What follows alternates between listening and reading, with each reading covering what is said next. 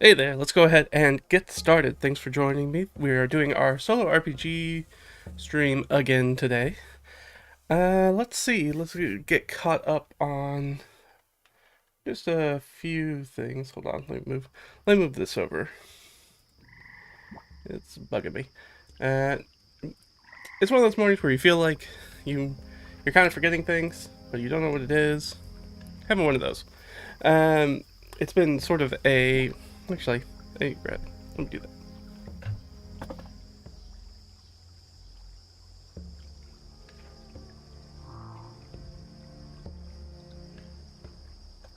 Hopefully that's what I was forgetting.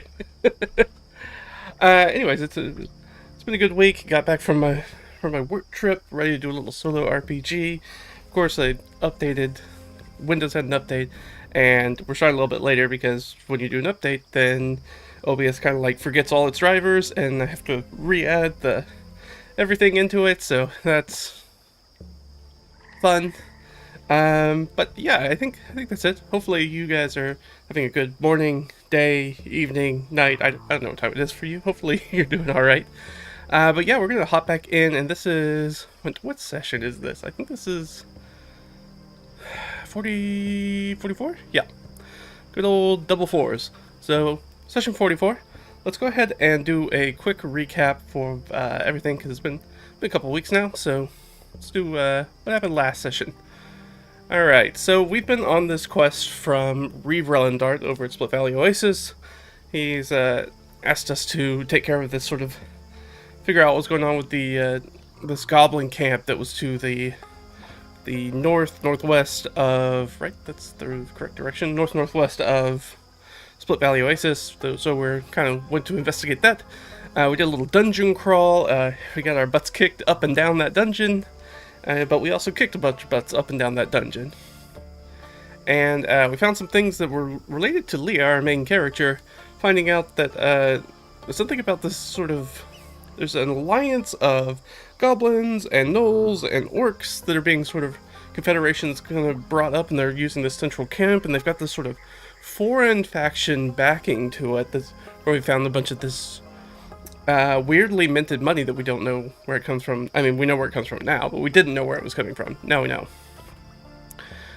So we did that, we get that, and what we found out about Leah is that part of this confederation was brought together to, as far as we can tell, capture her, or take her hostage, and we think this has something to do with her father, who is a bit in the wind, or a bit strange at the moment. But he is a minor bureaucratic official in his own right. I believe he is also a Reeve. And so we think that there is some sort, we don't know if it's related to some sort of subterfuge, some sort of like blackmail, extortion kind of thing, or they're trying to use they wanted to use Leah's leverage for something. We don't really know. We have some coded missives that we found there. But when we talked to people, we didn't roll very well, so they're not helpful in explaining the situation. So we're going to take those coded missives, we're going to bring those back to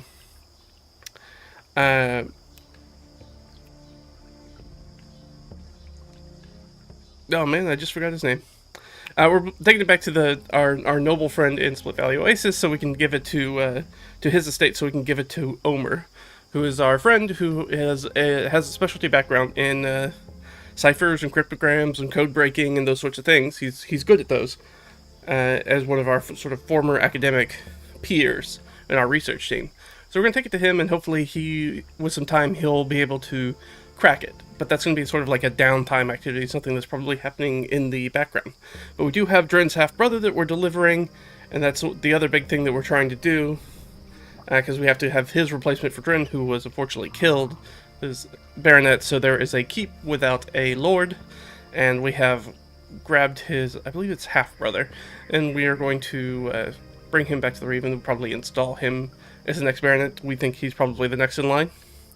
But that's our marching orders anyways, and so we've completed that. We ran off, we exited the dungeon, we came back. We got out of the dungeon and got back to the hermits with basically nothing nothing showed up and jumped up and tried to murder us, which is a nice change of pace from the last few sessions. So that's been nice. And we got there, we crossed the sands, we took a long rest at the dolmen that we did last time when we talked to those band of gnolls that came there to give an offering. We did make it to the Swamp Hermit's hut. He did have the goblin that we let go and pointed him in that direction, did hold him hostage, and so we had a little kerfuffle there, and then we got attacked in the night by a mysterious party we don't really know the origins of. We assume they're from the foreign faction, but we don't know, and we kind of left it there. So we have finished our long rest, and we're basically waking up in that time to search over the dead bodies. Actually, Leah's probably going to do that because she's got an extra 4 hours, so she'll probably do that herself while everybody else is still sleeping, since she's an elf. And roll those bodies and see if we can get any more information about who they are, and maybe they have some treasure on them. We'll see. I wanted to hold off and do that because last time I rolled for treasure in between sessions, I for only 2 magic items, and that seemed like something that should probably happen on stream. Even though there's only a 5% chance that I'll come across magic items when I do those rolls, I was lucky, I guess. So we're going to jump back in. I think that's what we're going to do. Am I missing anything else? Let me look real quick.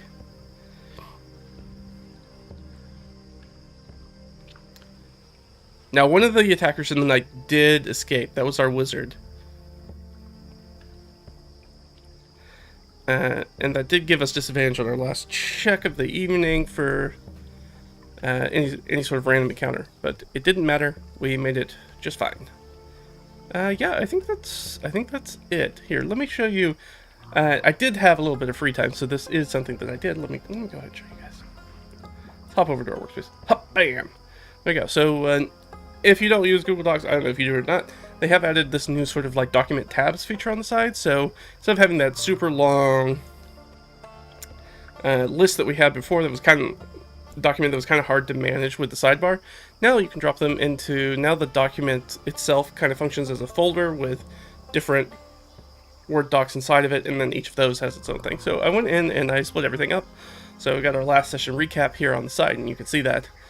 And so that's really helpful. And then I think if you double click it, yeah, it'll brings you down that normal sort of outline on the side. So I had some time. I had a game canceled on Sunday, so I just moved everything around so it would be nice and easy for us. So it's spiffy.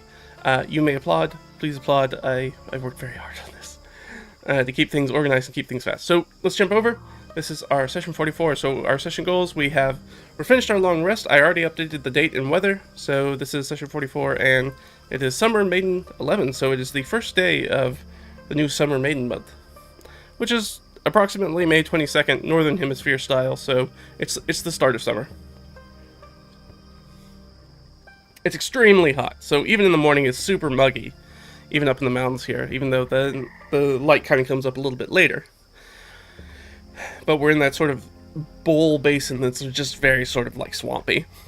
So very heavy wetland, so it's extremely hot, very muggy.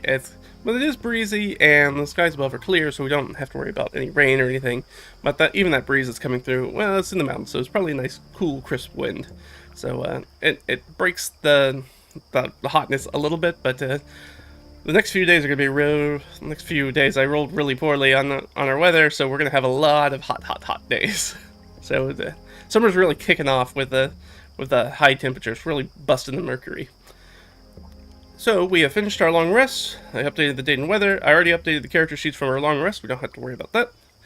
And Leah, like I said, Leah's the only elf in our party, and she has trance, so she has an extra sort of like 4 hours on top of everybody. So she's going to go ahead and roll our 4 dead bodies and see if she can find anything in it. So this is sort of in the twilight area, so it's before sun breaks probably still. And Imbar, everybody else has sort of left their guard posts. The people who are on watch, and they've all bedded down. And so now it's just Leah by herself, kind of awake, moving around. Probably would seem a little weird, but I'm sure that this happens all the time because she travels with people who have to sleep, and she doesn't sleep. So it probably doesn't feel weird to her, but it might seem weird for an outsider, for people, who have to sleep, knowing that there's just somebody up and around all the time. So she's going to search these dead bodies. Let's go ahead and roll them up. Just do a little treasure roll for each of them. Let's see what we get. So, let's go. So let's go ahead and add some treasure rolls. And of course, if you guys have any questions or comments or concerns, or just drop them down below, and I'll answer them as I can. If this is your first time, hey, check it. Thanks for coming and checking it out. There's a whole playlist if you want to catch up from the 43 previous episodes, and figure out a little bit more about what the heck's going on. But you jumped in a good place because we're right at ending a quest, so we're just gonna do a little, primarily gonna be travel. All right, so we need a d20 roll. What are we gonna get? So first roll of the session. That was from earlier. Here we go. A 4. All right, so we got a pocket contents. Let's roll again. Ooh. Got some currency. That's more currency, right? Yes. And what is it? 8 pocket contents. Okay, so 2 pocket contents and 2 basically pouches of some sort of currency. So pretty standard treasure rolls. So we got some pocket contents. And we got some currency. Let's do the currency first. Why not? So this is my DM binder, which is actually just a folder. I've gone over this before, so if you want to see what's in there and see all this stuff, there's a video about it. You can find it. It's on the channel. I think it's in the other playlists I have for like GM notes, preps, kind of stuff. All right, pocket contents. All right, I said I was gonna do currency first. All right, let's find out. All right, so we're gonna do 2 of these rolls. Boop boop. 16, 11. All right, 1d50 of silver pieces. We'll just do this. That's a whopping 7 silver pieces. All right. Well. All right, let's do it again. Hopefully roll a little bit better. We did not. We rolled worse, I believe. Yep. So we're gonna have 1d50 copper pieces. So these guys were not weighed down with a lot of filthy lucre. 22 copper. All right. So between them, they did not have a gold worth of a gold piece. So these might have been a pretty poor. We don't know who they are. Like I said, we're kind of assuming they're from the foreign faction, but we don't actually know that. They might be. They might just be scavengers or raiders or bandits or who knows. We haven't talked to the swamp hermit about it either, so maybe he knows who they are. But we gotta wait for him to wake up first. But they don't have a gold piece to their name. And we need some pocket contents. So we need a nice D66 roll. 36.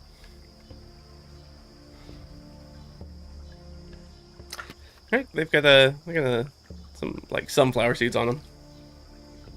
And 23. Oh, some sort of instrument. What seems like a good instrument? I think I got something in here. Let's see. Let's roll D4. 1.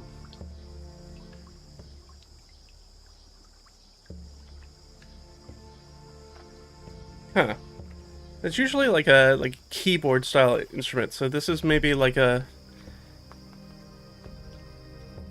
It's gonna be like a little like xylophone, marimba kind of percussion. So it's a nice little like chime percussion kind of thing. Because I mean, it wouldn't make sense for them to have like a harpsichord or something like that, and something larger like that. So, all right. So we got a pouch of sunflower seeds. And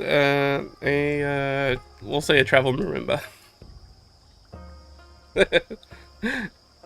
Hey, how are you doing? Yeah, no, things are going well for me. Hopefully you're doing alright. We just found the travel marimba, so off of a dead body. None of us can play it, but maybe it's worth something. I don't know. But that's what we found off of our 4 dead bodies. So one of them got away. So we have our little apprentice wizard, and they're off in the wind somewhere. So they might be in the swamp somewhere. They might have reached out of the basin back up into the mountains. We don't really know. And we wait, and Leah's rolled over these bodies. I guess I'll just ask the Oracle. Do we find any... Or what I should do is give her an investigation check first.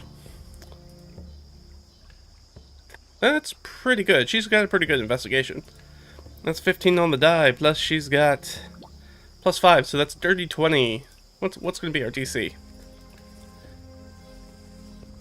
Oh, okay. So she definitely meets the DC. No problems there. DC 12. So she met the DC, so now we'll just ask the Oracle question. Are these people related to the foreign faction or the ruined oasis that we just came from? Were they, like, tracking us? Do we have any sort of paraphernalia? We didn't come across any notes, but any sort of, like, anything that identifies them as being clothing styles, like the foreign faction people that we met, or anything like that? I don't think... I was going to say it's likely, but we're a few miles away from there now. So these could just be... And these people don't have any money. The foreign faction, as far as we know, was flush with cash. I guess it's... Yeah, so then that doesn't really honor it. I was going to say we could just look at the coinage. Since it didn't come up, I don't think that it is foreign coinage, and we don't have a lot of it, which maybe makes sense why they don't have a lot. So it's just going to be 50-50. Are they part of the foreign faction? Can we tell? Yes. Okay, so they are. So we do know that they were part of that foreign faction, so they were probably tracking us down. These might have been sort of a higher level, more astute adventurers and bounty hunters than the gnolls and goblins and orcs we've come across so far. So these are more sort of civilized humanoids that they were said probably to come get her. Didn't get anywhere close to her, really. We pretty handily took care of them without too much problem. I mean, Imbar got pretty hurt, but everything else is alright. So we do know that they are, in fact, they were definitely part of the foreign faction. I should probably come up with a name for the foreign faction at some point. I just haven't yet. But eventually everybody sort of rises with the day. Leah kind of sits down with everybody, and as we have probably some just like very, very sparse sort of gruel porridge, whatever the hermit can offer. But we will supplement that with our rations, which is a good idea. We do need to check our rations. We are back to our meal, so we do have a D8. Alright, we're good on rations. So we supplement that with some rations, so we probably have some dried fruit. We have those sunflower seeds, so we can add those in. We have a number of other sort of herbs and things like that. You know, bread pieces, crackers, things like that we can break in and kind of thicken up that gruel that we're having. We're definitely kind of putting the hermit out, from a guy who lives by himself, who's now trying to feed, like, I think 7 people. Let's see, there's Leah, Imbar, Ott, Jurgen, Delg, Dren's half-brother, plus himself, plus the Yethound, I guess, so I guess 8. So, yeah, they needed a little bit of supplement there. But we got there. Speaking of which, I do need to roll for the feed for the mule. He's fine. Here's just a follow-up. I think we actually already rolled for the mule to see how his feed was doing. Let me go check. Maybe we didn't. Maybe we didn't do that. I'll just do a few. So we were gone for 2 long rests, I think. We'll just do 3. Alright, perfect. Yeah, no, he's good on feed. Our mule is good. Oh, perfect. Alright, so we do that. Leah kind of starts talking to them about the foreign faction. Well, they were definitely here, and they definitely seem to have been tracking us. Maybe the last ditch effort. Is it worth going? It's just sort of a question she poses to the group. Is it worth going to trying to track down that wizard? He's got a few hours head start on us, but he's traveling by himself through rough terrain, so we might be able to find him. Ott, do you think you can track him? Is it worth tracking? Ott's a pretty competent tracker, so she could probably, and we know probably in the direction he's going, so that helps us a lot. So we could go find that wizard and take care of him, and then no word would get back. But I guess we'll just take sort of like a group temperature. Do they think that we should spend time doing that? That's not really our mission, though, so I think that's unlikely. So -3. Yeah. Everybody's like, probably going back towards the danger is not a good idea. We're still pretty banged up, especially some characters like Del that don't really want to go back towards the dungeon, the ruined oasis, because they got beat up quite bad.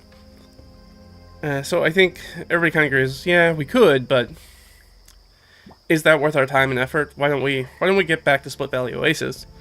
Let's get Drin's half-brother situated with the Reeve. We can report back.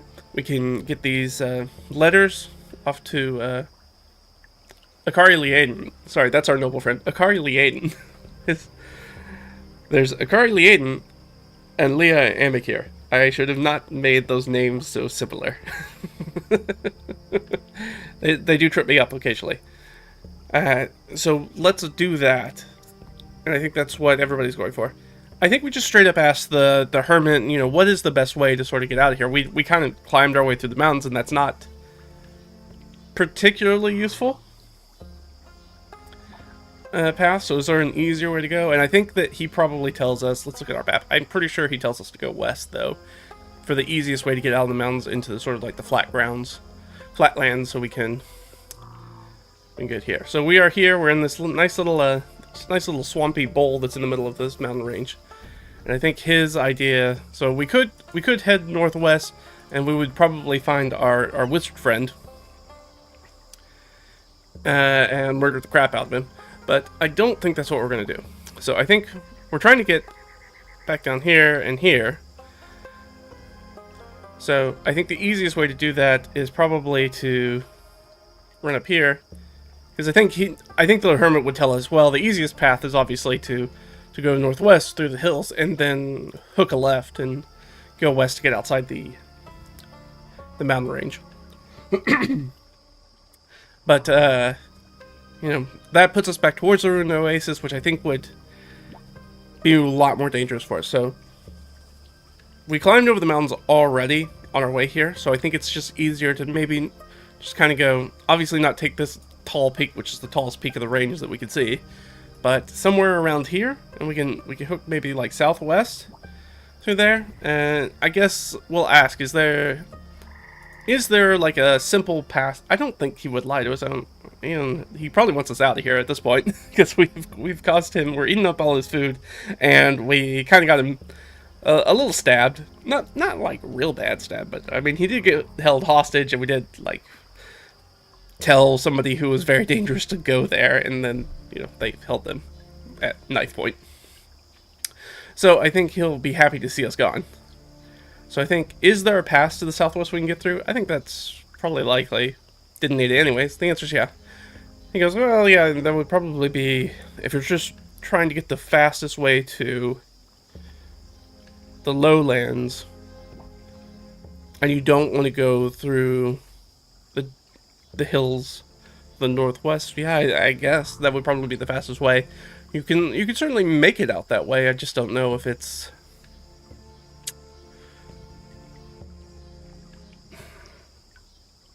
it won't be super easy. It won't be as easy as it would be the other way. You go, all right, and I think we packed stuff up. Is there anything that we need to do before we leave? I don't think so. I think everybody's good to get out of here and get back to a little bit of civilization. It's been about a week or so since we've had a nice bed and probably a nice meal. I mean, nothing against the swamp hermit, but you know, it's thin gruel. It's not a hearty meal. So that's what we're going to do. So, first thing we got to do is we have to roll, and we're just going to do it for Leah, and she's going to have advantage on it, is we need a Constitution saving throw. That's pretty good. I think she has a +1. Boop. She in fact has a +2. That's nice. So she has a +2. Rolled 15, right? Yes. Okay. So she has a 17, and so let's go down to our little hex scroll tracker. Yep. Boop. So 17. And we'll have advantage once we get out of the mountains with the mule, but the mule's not super helpful for us when we're traveling through the mountains. Or even the wetlands, to be honest. So we're going to have to do it the old-fashioned way. But it's going to keep us from having disadvantage. We'll go through it. It's just going to be a straight roll. Alright, so our first trip, we're going to move from right here, the hermit's hut. We're going to go into here. Alright, let's do it. So we need a D4. For expenditure of energy. Ooh, it takes quite a bit out of us. So, again, we've gone over this before. Once we hit the Constitution threshold, which was that initial save, we have to start active saves every time we move, or else we start to take levels of exhaustion. And I'm going to use the older 5e rules rather than the 2024 exhaustion rules, which I don't think I like as much. I haven't messed with them too much, but I don't like just a bunch of dangling modifiers like that. I'd rather have better, like, conditional levels. So we're going to do that. So we do that. And we need a random encounter roll. Now, we already did our disadvantage one from our wizard, so we don't have to worry about that anymore. But okay, so no random encounter. Perfect. Do we come across some sort of point of interest? That's going to be a no. Alright, so that's it. So we move into this hex. It's a trudge. It's hard. We have to move uphill out of this bowl through a place where there's not really a great path to do so. Like, the easy path is obviously to go through the northwest. So we're gonna move out of there, and I'm gonna move us into here. Change up the music since now we're technically out of the wetlands. So we're here. Now let's roll a little 2d6. Let's find out what these hexes are. Are these also still mountains?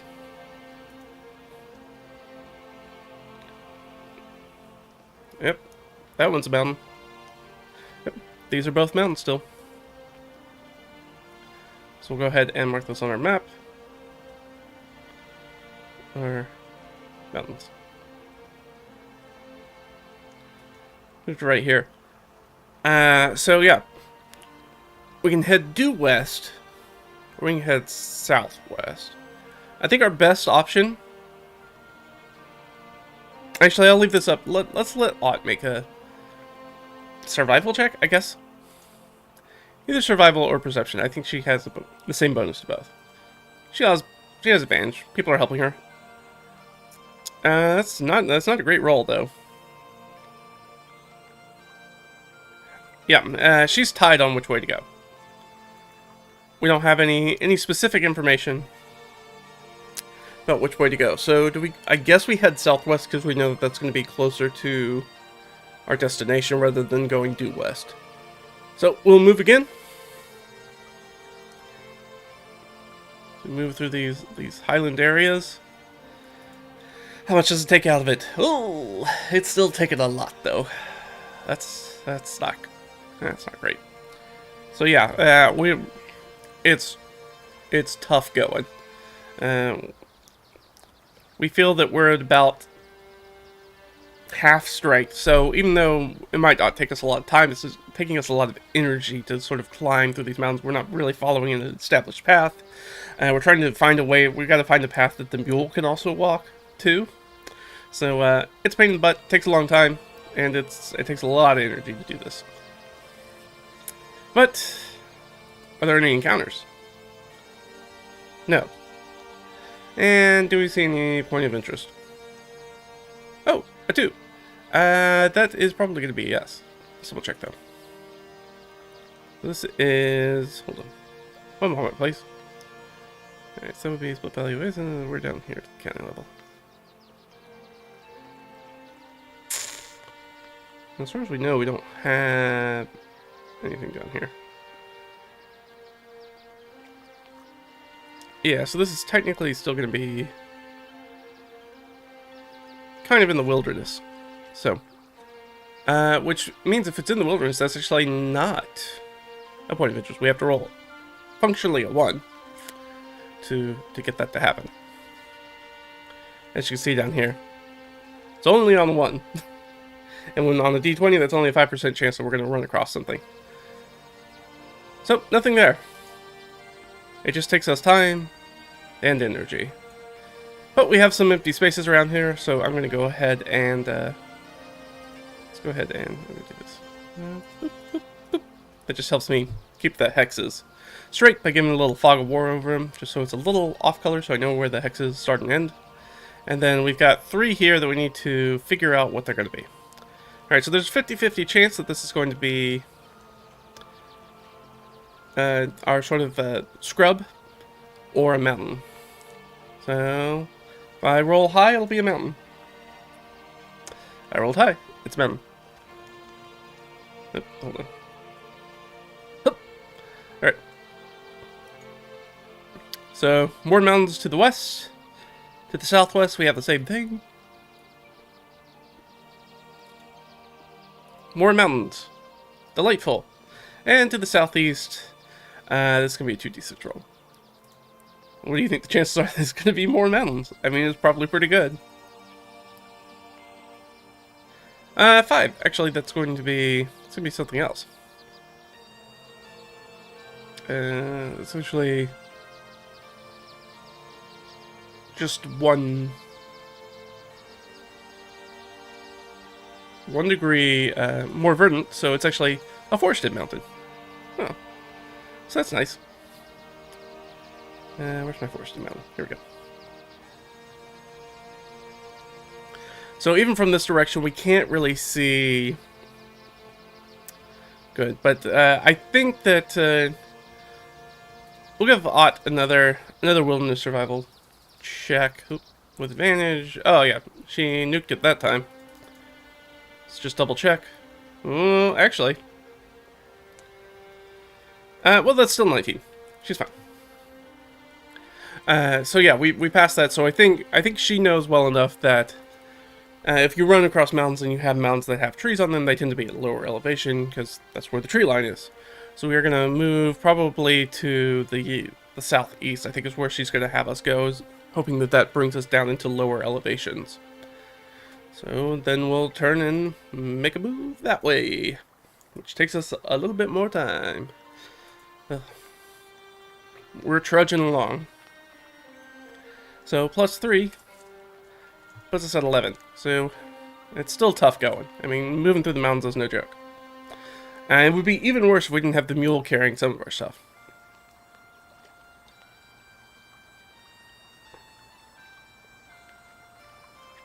Alright, did we come across anything? Fingers crossed, fingers crossed. Ah, nothing. No random encounters. Hooray. Hey, we rolled a 1. That's definitely a point of interest. What do we think this point of interest is? I guess we just roll, let's just roll again, right? Yeah. So as we're kind of descending out into the down into the tree line, we came across, what was it for? That's a religious site. No, sorry, a travel habit. Well, what we got here? Ooh, there's an inn. Delightful. That would have been nice to know was here last time we were traveling this way. Hey, there's a... Did you guys know there's an inn here? Put that down here. There's an inn. And that should have a settlement with it. And the population's going to be real low. We're at the lowest level, so it should be... I'll just roll D100. And... Okay, there's 50.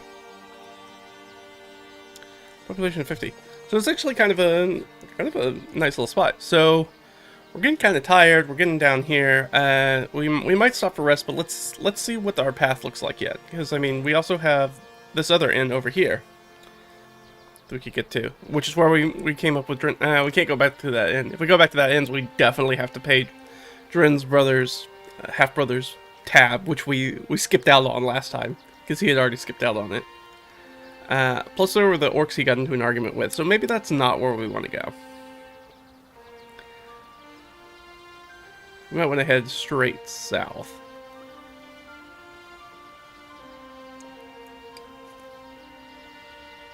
Yeah.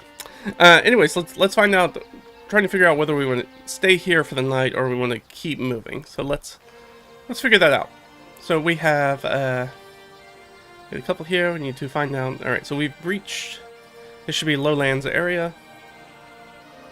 With our scrub. Alright, and that is... Okay, so that's going to be more scrub. Perfect. And... Yeah. I'm just going to move this. I keep hitting it. There we go. Alright, so this is actually going to be a nice little scrub. Which I need the...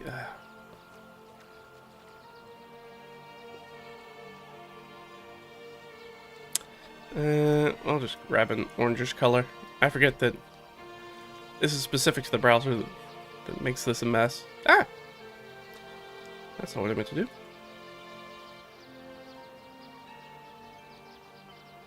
There we go. It's not the right color. It's close enough. I'll fix it later. And let's keep moving. So there's that. Down here, there's again a 50% chance that this is going to be a mountain. So if I roll high, it's mountain. I rolled low. Don't roll again. Here we go. Boop.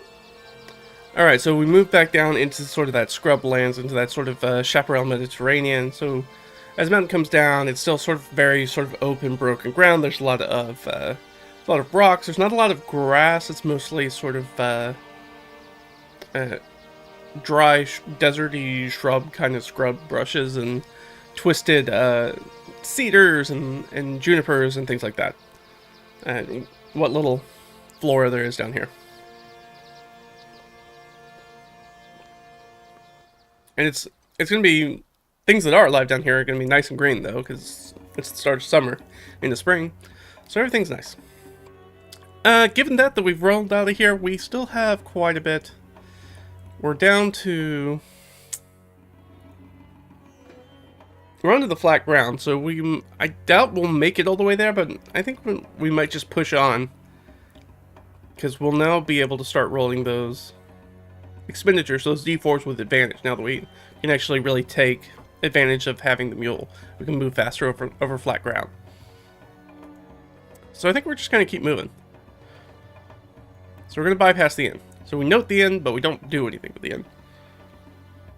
I don't think we need to trade or anything. I guess we should say, is there anything, as we're passing by,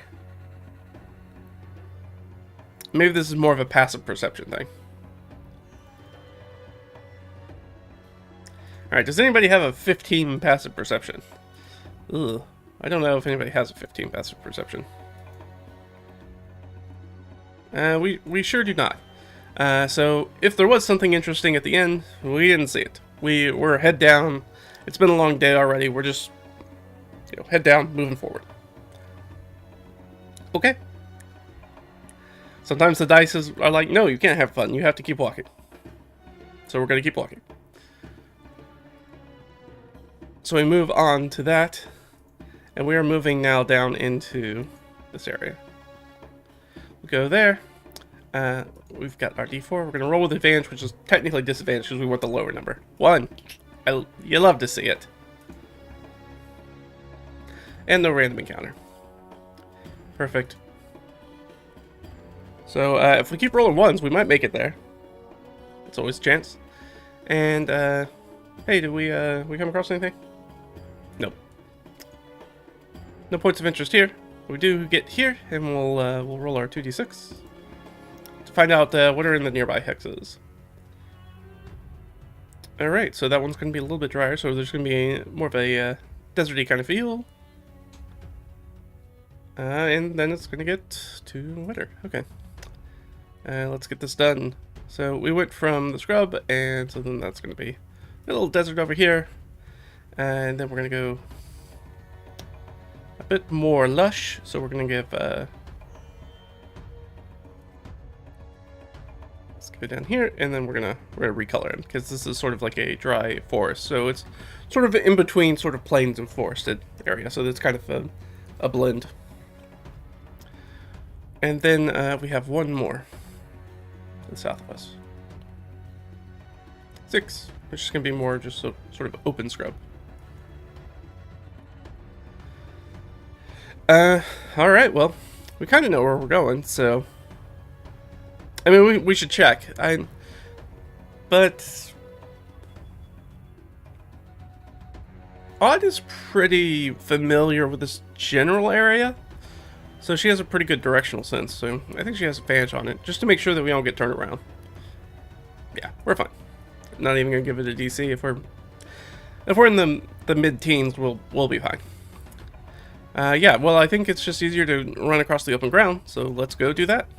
Let's keep moving. Hopefully not another 4. Another 1. And this is why you bring the pack animal. You can really start hoofing it on the open ground. Hoofing it. Get it? Anyways. Random encounters. Nothing. Great. Any point of interest that we run across? Nope. Super dupers. Alright, so we got 2 more down here. Since we're kind of filling it out. I know it's a bit tedious because we're not taking the same route back. But here's how it is. Alright, more scrub. And more scrub. Perfect. So we just find a bit more scrub here. No worries. Yeah, let's, do we want to go west or southwest or southeast? I guess we'll probably tend southeast because it's closer to the route we just went a few days ago, so familiarity is usually good when you're traveling, so less surprises. So we can get down there. So we will do that. We're going to move to this hex.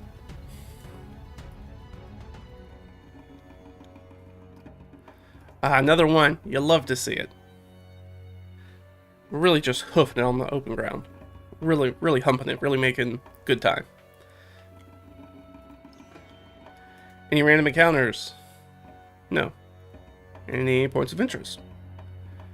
Now, remember, because we're just kind of straight traveling, even though we're not rolling points of interest, we're not confirming that these hexes are empty because we're not spending any time to actually look to see if there's any point of interest. So, we just didn't stumble across it. That's what happened with the inn earlier, is that we just happened to stumble across it. It's not that we were going out of our way specifically looking for it. It just happened to be in our path. Alright, we're closing in. Now, we need to go to Split Valley Oasis, we need to go to the trading post, not the Car's Plantation. So we need to tend easterly. That doesn't look the same for you. We're going to the east. We're not going to the west. My thumb's pointing in the wrong direction. So let's get to what these hexes are looking like.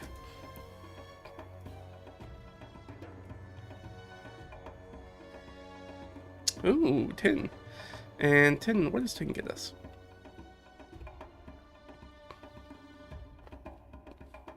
+2 arid, so that's going to be definitely desert. And then I believe 8 is just normal, right? Yeah. Alright, so this one over here is definitely desert.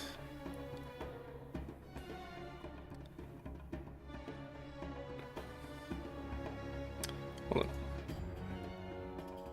We're in this one. Alright, so this one's desert. I lost where I was for a second. Alright, so that's desert. And then, ooh, this is actually... Oh, it wouldn't matter. It was going to be the same thing anyways. Alright. So we're here. Well, why would you travel through the desert if you don't have to?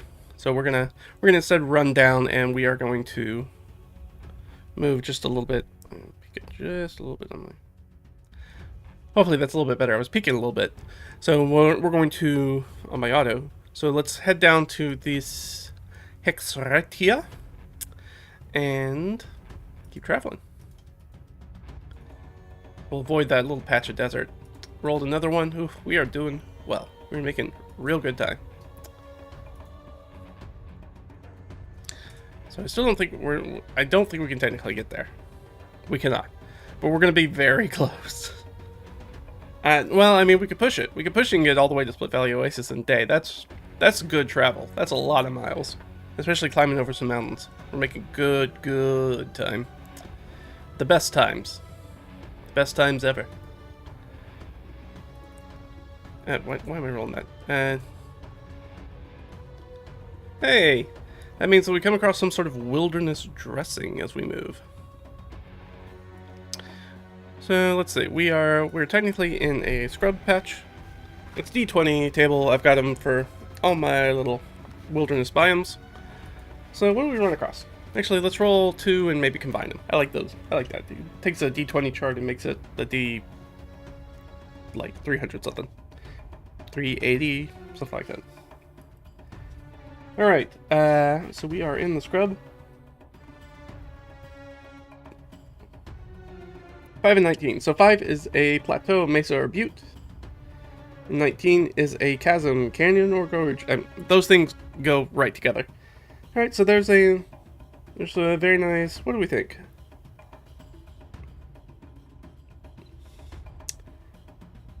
I'm thinking like maybe a nice little like mesa. So with let's say like a little, I guess, canyon. Just walking across, we do see a part where sort of like that land just dips off and drops, and there's probably, I don't know, maybe like a somewhere between 60 to 100-foot drop as it just narrows into this big gorge or canyon. And at the center of that canyon is its own sort of like mesa, so that we can see sort of like our flat area here, and then the flat top of the mesa here, and then there's just this deep canyon that sort of encircles that gorge. So like there was like soft sediment around this hard core that was there. So all that sort of softer sediment got eroded away. So there's just like this one spire that's in the middle of this canyon that's still standing there. We could investigate, but there's no reason for us to investigate. So it's just a nice thing to run across. It's just a nice, pretty sight.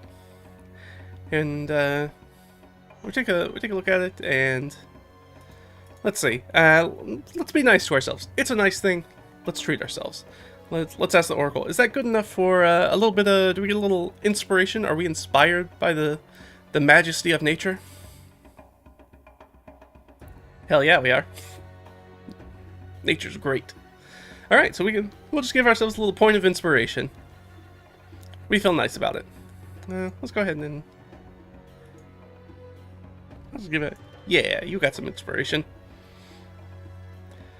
So we see that pretty. It's not really even particularly notable as far as like being a big landmark or anything. It's just a nice thing that we ran across. But we do have 2 things over here, so let's find out what those are. Oh, actually, I didn't roll for the point of interest yet, have I? There's no point of interest. Alright, next ones we have, okay, more of the same. And more of the same.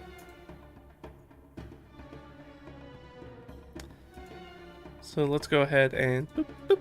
There we go. That is wrapped up.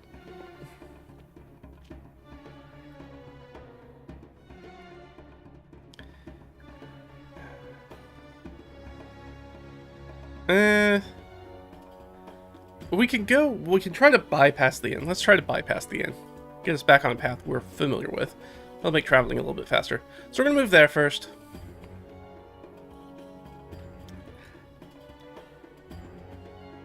Or did I just screw that? I didn't just screw that. I just screwed that up, didn't I? We're down here. I just filled in the wrong things.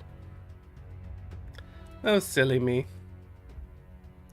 There we go.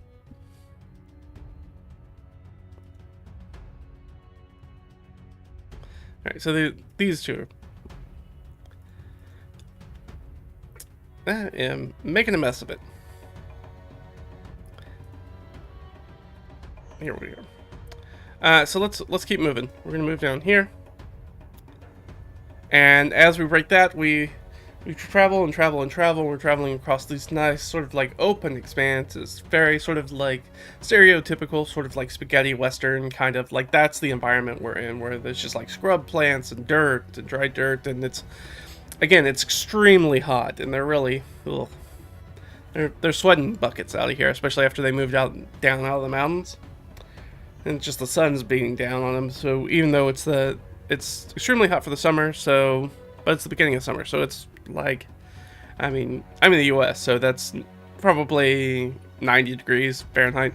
So it's toasty, it's warm.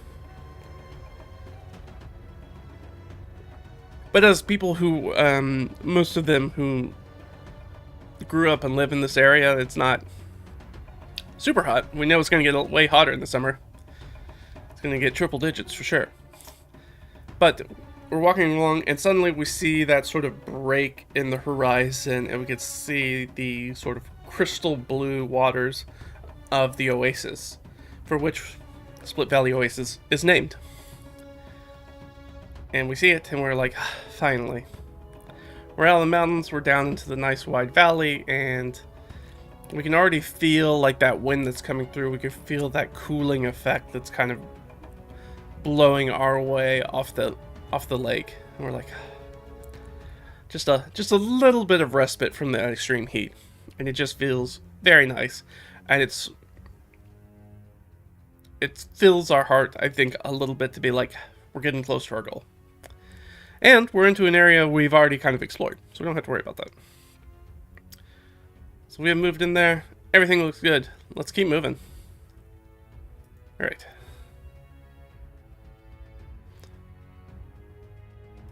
Did I do the rest when I came here? Man, I am scatterbrained today, for sure. Did I check for anything when I was already in? I don't think so, since I only did those rolls. Oh, we have another little piece of dressing. That's nice. What did we come across this time? 9 and 18. Well, we've already got inspiration, but let's just see what it is, just for fun.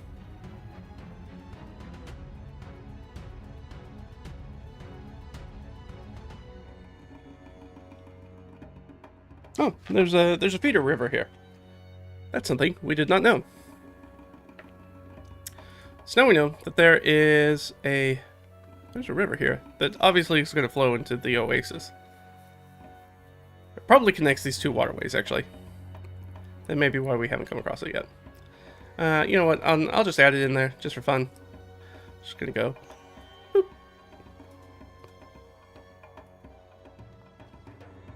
And then I'll just delete this there. So now we know there's a little river in between here. Hey, so we came across that. But at the river, there is a campsite. Now the question is that campsite occupied? We are now functionally within a pretty well-known area. It's pretty populated, so there's a pretty good chance of that, I think. So I think let's just ask the Oracle: is this campsite occupied? I think that's likely. +3. Yeah. Let's give ourselves a little perception check as we're rolling down. Ooh, that's pretty good for Leah. That's 19. So what's the DC? Well, I mean, the DC is still 16. We did fine, so we passed. All right, so, hey, how's it going? Yeah, we're traveling back to Split Valley Oasis, doing the solo RPG thing. Thanks for hanging out, giving us a check. All right, so we see the camp sort of on the horizon. It's on this river, as we can see that as we're, like I said, we could kind of see the oasis itself, that massive lake. We can see the lake, and as we come in, we come across the sort of river that's in that area, and we see a sort of like small peel of smoke coming off from a campsite that we can definitely see figures milling about in as we're approaching. Can we discern, this is more of an oracle check, can we discern what type of creatures they are? Not really. Let's go ahead and do an interrupt. That is technically an interrupt. So we are going to come in here as we are... I don't know why I'm looking here. It's in here. So we are going to come in here. And yes, I finally got the Oracle sheet added here so you guys can see it while I'm going through it. Alright, so I rolled a 10. So the answer is no, I can't really determine it, but it is an interrupted scene. What's our interrupt?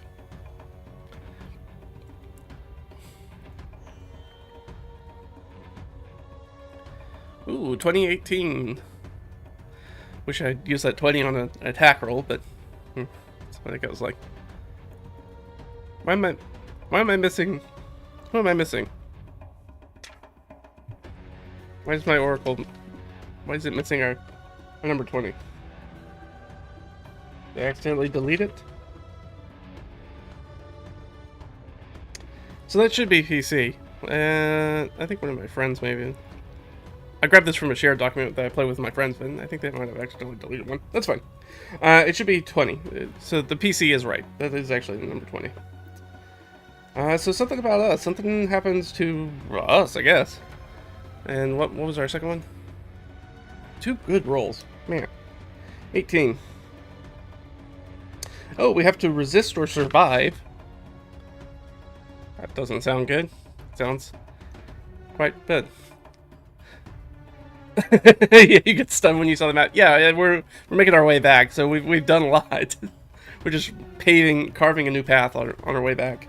We're trying to survive. Oh gosh. Here, I'll use this version.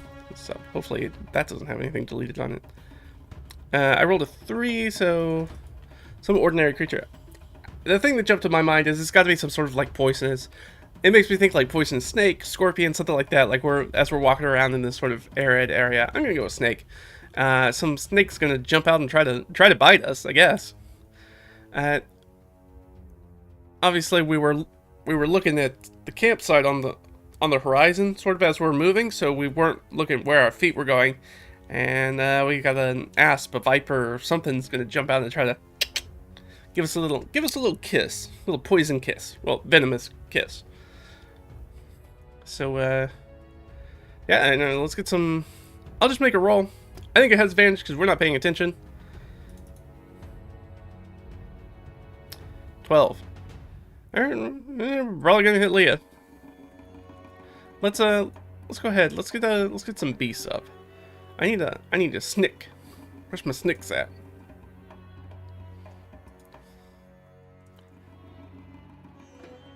I mean poisonous snake, right? Zombie snake? Or what's it? Oh, we changed it. That's nice. And from Monster Manual 2014 to the new Player's Handbook 24, we actually appropriately call it venomous snake and not a poisonous snake. Alright, it's gonna jump out. Yeah, it's got a 16. I'm pretty sure that hits Leah. Yeah, it sure does. Wowie gee, that's great. So we're walking around. Snake's gonna jump out and give us a little kiss. 1d4 plus 2, then just poison damage. I may change that and say the poison condition, just because that's gonna be a little bit more detrimental than just random damage, especially we haven't gotten into any fights, so it's not gonna be much. So I'll take a little bit of damage, and then I guess I'll give her a save against the poison damage. We'll convert that, so that's 8 plus 12, so she needs to make 8 plus 4, so a DC 12 Constitution saving throw against being poisoned, but she's gonna get bit. So she is for sure gonna take that damage. Alright, so she is gonna take 4 points of damage. The snake, what's in him? Gives her a little kiss on the leg. She goes, ah! And now she needs to make a Constitution saving throw, which she needs to roll a 10. Big money, no whammies. That's a whammy. You know, we just got some inspiration from looking at the majesty of the nature, and then nature turned around and literally tried to bite us. Or did bite us. Not in the butt, just in the leg. But I'm going to use that inspiration point, and let's see if we can get a better roll. Now this I like. So we do get bit. And it is... But we do make our save. So we're not going to take the poison condition. But we had to burn our inspiration for it. But that's a good use. The poison condition's bad. It just gives you disadvantage on all your checks, and we're doing a lot of checks because we're doing overland travel, so that's really not what we want. Oh, yeah. Yeah, why don't ask? Just sounds funny. Don't worry about it.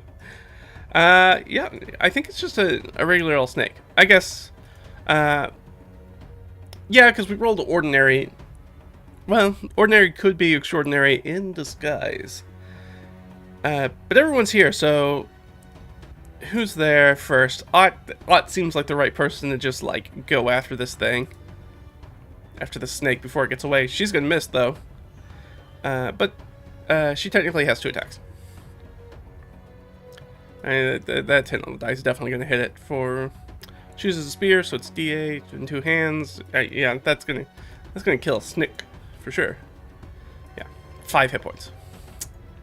So she stabs it. We'll just ask. Does it turn into a creature? Was it some sort of creature that was either polymorphed or wild shaped or something like that? I think that's extremely unlikely, despite being the campsite, unless the campsite's filled with druids, but we don't know that. I think that's extremely unlikely, but let's just roll, just in case. That's 11, so that's a yes. So this snake jumps out and bites us, Leah, and she grabs the wound and starts sort of like expressing it as much as she can to make sure that like the venom gets out as Ott sort of turns around with her spear and just like stabs it right through the head, no problem, and then it's gonna plop out into something. What do we think it's gonna break out into? I mean, it could be really anything. I'm just gonna ask: is this like a civilized humanoid kind of person that pops out? I didn't know if I wanted to put any bonuses on that. That'll make a difference. We are close to civilization, so that is sort of likely. And, you know, well, it kind of has to be, right? To be a caster. Unless it was like a dragon, which would be weird.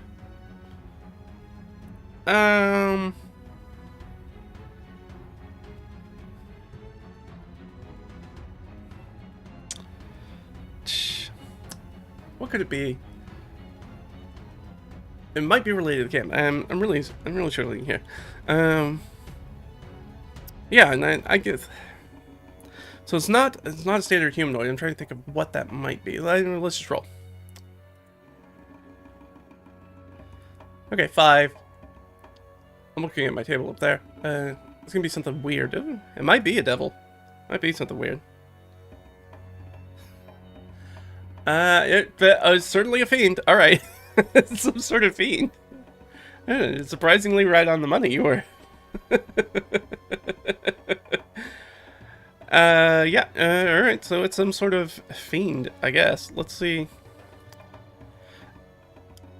This doesn't really count as an encounter, so we're gonna make it not hard, which is usually what I do. But we've got technically 5 people with us. 1, 2, 3, 4, 5. Yeah. And we are technically level 4. And we need some sort of some sort of fiend. Oh, not size category.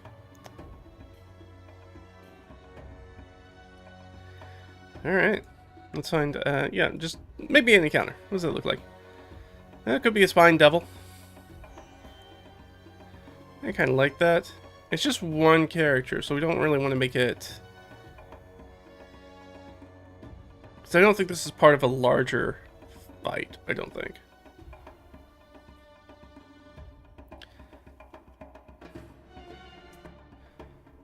Maybe we can get a nice. The problem is I'm not as familiar with fiends as other types of monsters because I don't use them all that often. As for what kind of makes sense here. I don't know. I like the name Shadow Demon. Maybe it's just a Shadow Demon. CR4. It's an easy creature. For, I mean, all of us, but... Let's get him up. Medium Fiend, Ooh. Yeah, you know what? I went with it, so we'll go ahead and do it. Yeah, you wanted to say that because of ordinary, pretending to be ordinary, because you love that idea. Hey, well, the dice say yes to your idea, so here we are. But it is going to be a shadow demon that kind of pops out. And I guess we'll go into initiative, but the unfortunate thing is that, because I didn't look at it beforehand, because I'm not that familiar with fiends, because I don't use them that often, it does have sunlight sensitivity, and it is daylight, so prepare to get wrecked, Shadow Demon, because that's probably what's going to happen. We're probably just going to curb stomp you real quick. But does have a lot of immunities. Cold, lightning, poison, but we don't know what those, and a bunch of resistances. Incorporeal movement. Ooh. Interesting. Alright. Anyways, let's roll initiative. This guy's going to go on a 13. Now I got, because I did the little tabs, now we have a fancy combat tracker. Hey. So we got our Shadow Demon. And I believe he has, I think he saw 66 hit points. Almost the number of the devil. Does D&D have a fortune goddess? Yeah, I think. It's certainly one of its many pantheons there are. I know there's for sure one in Pathfinder. I think there's one. You're a warlock. Then you're a warlock. Yeah, you gotta pledge, right? Pledge to the goddess of luck. All right. So we got that. Let's go ahead and roll. So we'll just go down the line. Leah. Leah's going to be on par with it, so she'll go before. Imbar goes that natural 20. Now, I know all the natural 20s are going to stop as soon as I actually start rolling for combat. But, you know, it's at least something. So Imbar's going to be up there. Let's roll again. Ott's up there. Jurgen's going last.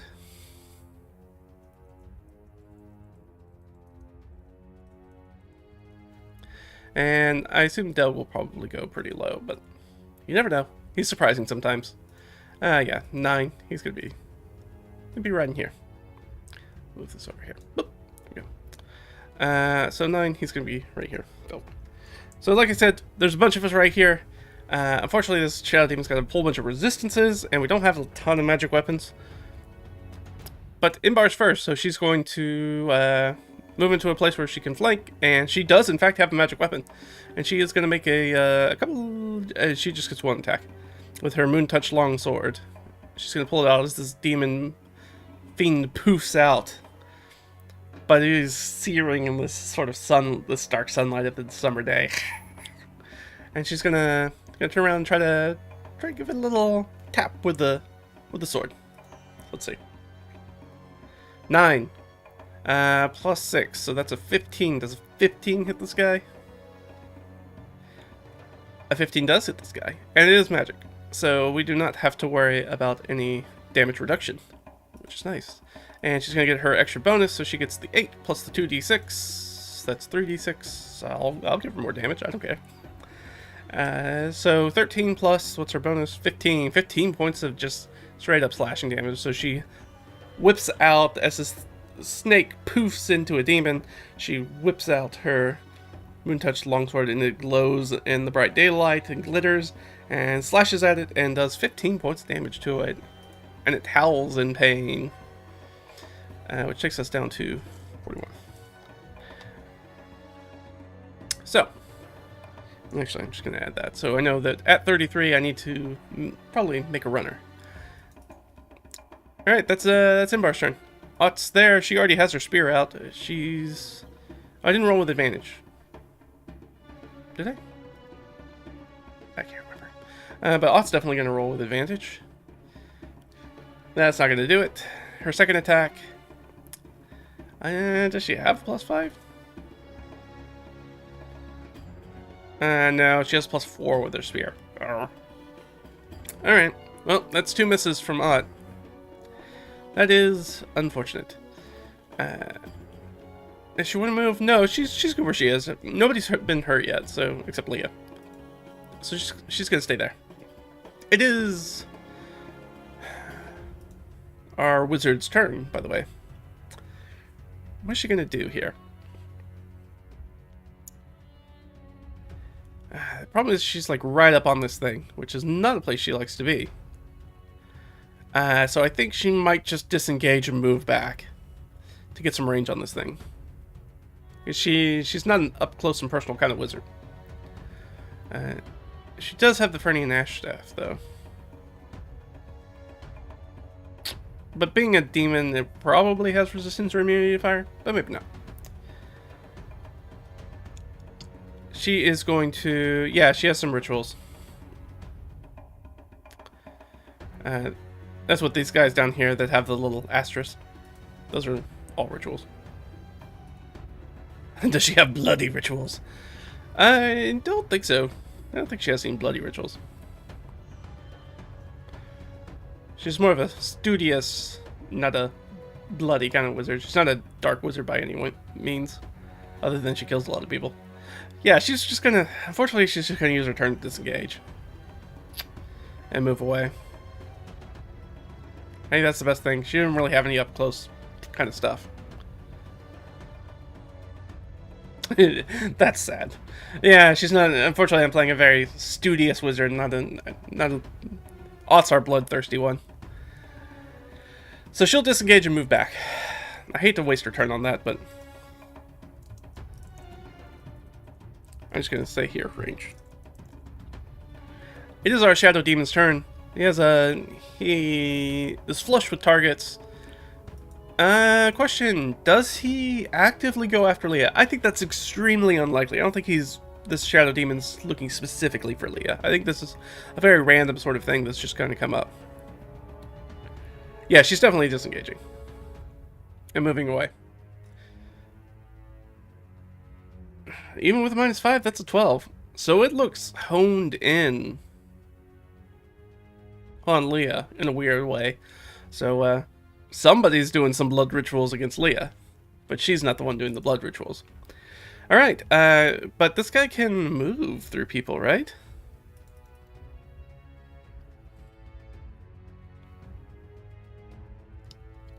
It's weirded a little weirdly. Incorporeal movement. The demon can move through other creatures and objects if they were difficult terrain. But it doesn't say that that doesn't provoke opportunity attacks. But it's pretty easy to get around creatures without it, so it's kind of a weird power. So that makes me think that it's supposed to be able to sort of like move without provoking when it does its sort of like shadowy form. As it sort of hops through other people's shadows and like sinks into the ground and moves around. So I'm going to say that it... I'll give them all attacks of opportunity, but they're all going to have disadvantage as it tries to sink back into the shadows and snake its way after Leah and pop out and try to grab her. So there's like 4 people around it, so let's just roll some attacks with disadvantage. Maybe somebody will hit it. Nope. That's a miss. Ugh. That's also a miss. Natural 20, though. That's a miss. And one more. Certainly a miss. Alright, so everybody's kind of like, it's... You know when you see the cartoon things where, like, everybody dogpiles on one character and it becomes like a cloud of dust, and then you see that character just, like, crawl their way out of the... out of the dog pile, and everybody just is hitting themselves in there. That's basically what happens with the Shadow Demon. And it pops out and tries to... jump on Leah. Oh no, Leah, watch out! Watch out! Oh, he does have disadvantage on attack rolls. It just has the one hit with Claw, right? Definitely does not have advantage. Oh, deals psychic damage. Interesting. Alright, gonna make an attack with disadvantage on Leah. That natural 1, not gonna do it. So, she's safe, but this thing is still after her. It is our friends down here. It is Delg's turn. Delg is gonna turn around, I guess, just try to take a sling at it. Yeah. And who's at the bottom? Jurgen. Jurgen. Jurgen's kind of a caster.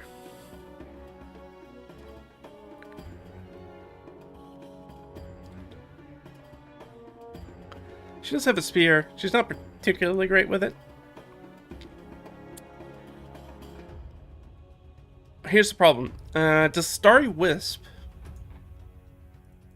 require material components?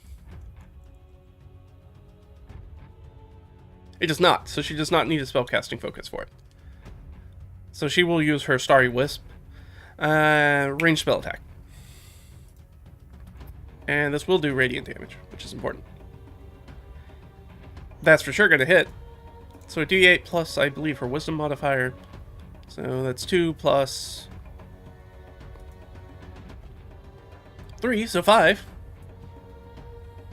Oh no, it just takes the 2 points of radiant damage. But it's vulnerable, so it'll take 4. And then it shoots off a bunch of light. So I'm gonna say that it can't do its weird little shadow jump thing, because it's the thing that's giving off light. So because it's getting off light, there's no shadow around it for it to kind of jump into. That's very cool. So this guy's gonna take a little bit of damage. He is vulnerable to that, so he will be down to 37. Great job, Jurgen. Back at the top, that's Imbar. Imbar is going to close, get into flanking with Leah, and try to swipe at it with Moonblade again. 9. Does she have a +6 to hit? I think so. Man, she does. That's right on the money. Way to go, girl. She gets it.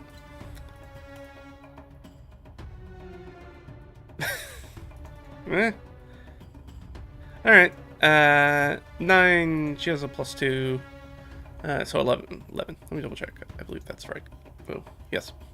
Alright, so this thing's going to take 11 points of damage. And now it's starting to freak out. Bloody rituals do not supposed to be bad. It's just the fact that they use blood to work. So curses, blessings, contracts, and much more can be used with it. You just need to think about it a little. Yeah. No, I think I just haven't really explored sort of blood magic so far in the setting. I like it, but not sure. Not sure.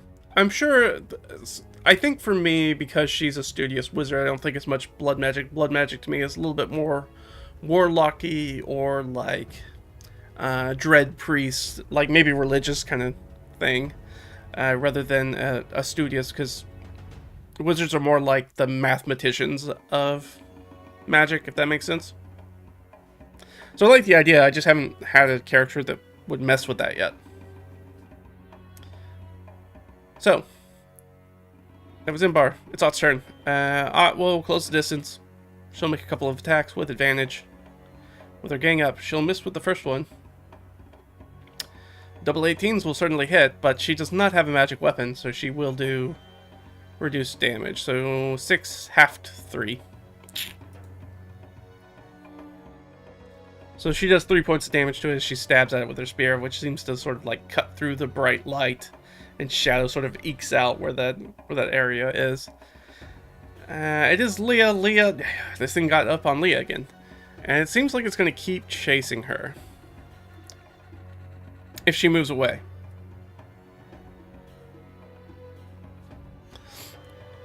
Yeah, and, you know, she hasn't cast any spells today. So she's going to use one of her own spells. She's going to knock off a 2nd level.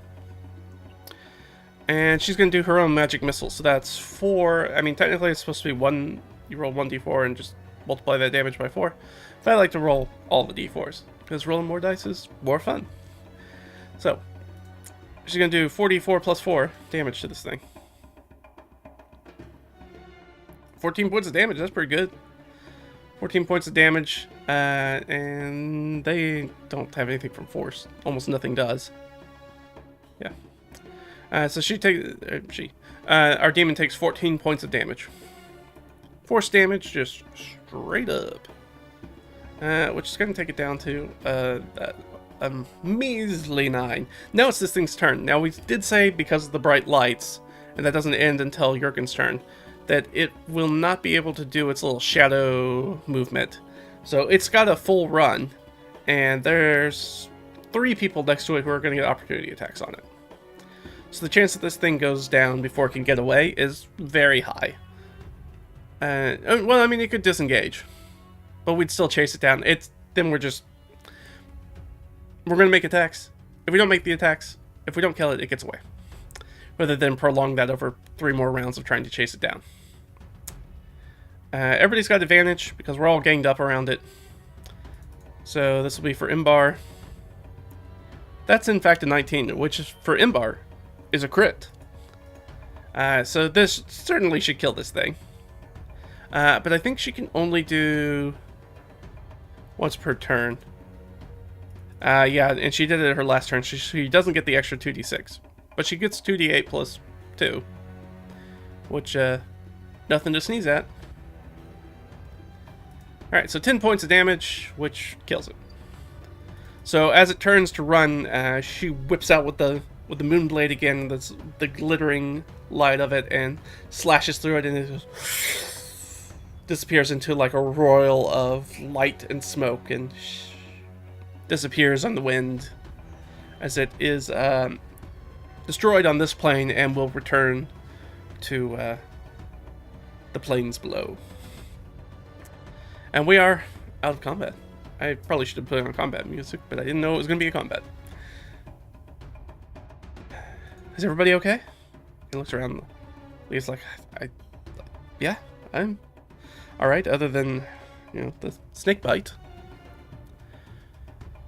It seemed really focused on you. Yeah, I don't really know what that's about. The blood magic you use in a medical way, like healing or regeneration. Yeah, blood magic's a little weird like that. I think that kind of goes with, like, gets into weird sort of like vampiric touch, or the one that allows you to like share hit points when you take damage. I forget what that spell's called. Very interesting. Oh yeah. No, I agree. Let's see. So that's our shadow demon, who is Yawn. Alright, so we're done here. We didn't really have... It literally happened in the open, so we didn't have any combat actions. As this is happening, as we're sort of coming to a climax on this, we're going to take a look at camp. Are there still people in camp? Are they roused? Are they moving? Has anything changed out now that we've gotten into sort of like a kerfluffle over here? No. Though I guess I probably would have said +3. I mean, we're making a bunch of noise. We're within an eye line of it. So I'm going to actually re-roll that and give it a +3. To be fair. Alright, the answer's still no. What do I know? So they don't seem to be moving. Or uncaring. Do we approach the camp? We can't tell what these creatures are. We're headed in this direction. What's Ott's take on this? Ott is... I guess this is more of an insight check. So everybody's looking at him. We'll just take insight. And Jurgen has guidance. So we'll go ahead and we'll throw a little guidance on there. Alright, so that's a 14 plus her insight, which I think is a -1. So, because we're going to use her stats. So, yeah, 13. Yeah, we have no read. That's a 19 DC. We have no read on these people. So we're going to give them a wide berth and kind of go around them. Do they do anything to us? I think that's extremely unlikely. But they do. Alright, so as we're moving across, are they hostile? Can we tell if they're hostile? They don't seem hostile. They're coming out to maybe talk to us. And I think we're kind of avoiding them. Are they being... So we start kind of moving around the camp, and as we're moving around the camp, and we're getting closer to it because we're kind of headed in that general direction. And as we're kind of going around it, we start to see them kind of come back a little bit. And some of the members of the camp start heading in our direction, like sort of like outriders, but they're probably not riding. Kind of walking in our direction. They don't seem hostile. Are we going to engage? We just had something real weird happen to us, and they seem very nonplussed about it. It didn't help when we needed it. Do we engage or do we hasten our pace? We didn't get a good read on them. We don't know who these people are. These are just weirdos out in the middle of nowhere who are trying to talk to us, and we just got attacked. suspiciously close to their camp. So, do we just make a run for it? I think that's extremely likely. No, I don't know why I'm rolling. Why am I rolling for that? That's a decision we're making. Yeah, I think Leah's like, let's just keep moving. Who knows? They could be more fiends. Let's just move on. And so we take off. We kind of hasten our pace, like make it very, very obvious that we're not trying to talk to them, that we do not want to engage with these people. Do they come after us? That's the question. I don't think so. 2 natural ones in a row. No. They see us, like, as they start heading to us, they see us sort of, like, tack a little bit and start moving in the other direction. They're like, oh, never mind then. They don't want to talk. Or help or whatever their needs were. So, we bypass that. But there is... no, that's not a point of interest. That's just a thing to happen. Alright. But we are here, and we have reached the end. So I guess let's start heading back around. So we'll go here. Go. So we're going to head in here after our little kerfluffle. Alright, that's going to take 2 from us. Which brings us up to 17. So we've had a long day. We've walked a lot of miles. But we're so close. We know that we're close too. This thing. We're very familiar with this area. It's like, hey, if we just keep pushing on, maybe a couple more hours, we can be in Split Valley Oasis. Do we want to keep going? I think everybody's willing to be like, yeah, let's go with at least 1 more. We're all really tired, but let's at least try to go 1 more. Even though she's probably going to fail that con save because it's already at 17. It's going to be probably 18, 19, 20, 21. She's not going to make that con save. She almost can't make that con save, even with a natural 20. She only has +2. But we're going to move on. So we move on into this hex. Did we come across any random encounters? No, thank goodness. Any points of interest? Nope. Alright. Everything looks kosher. So let's move on again. Oof, 3. Yep, we're probably gonna fail this Constitution check. So now we have to make an active check as we move into the next sort of hex, which is just outside. But there is the abandoned slavery camp, or it was abandoned. Let's see what it is this time as we move on. So there is already sort of like an existing campsite that's here that we could sort of stay at. And it's on the road, so there's people passing by, so it shouldn't be super dangerous, but I don't know, we just got attacked by a weird demon in the middle of a flat expanse of ground, so pretending to be a snake. So anything could happen. Anything can happen. It's magic world. But that's where we are. So,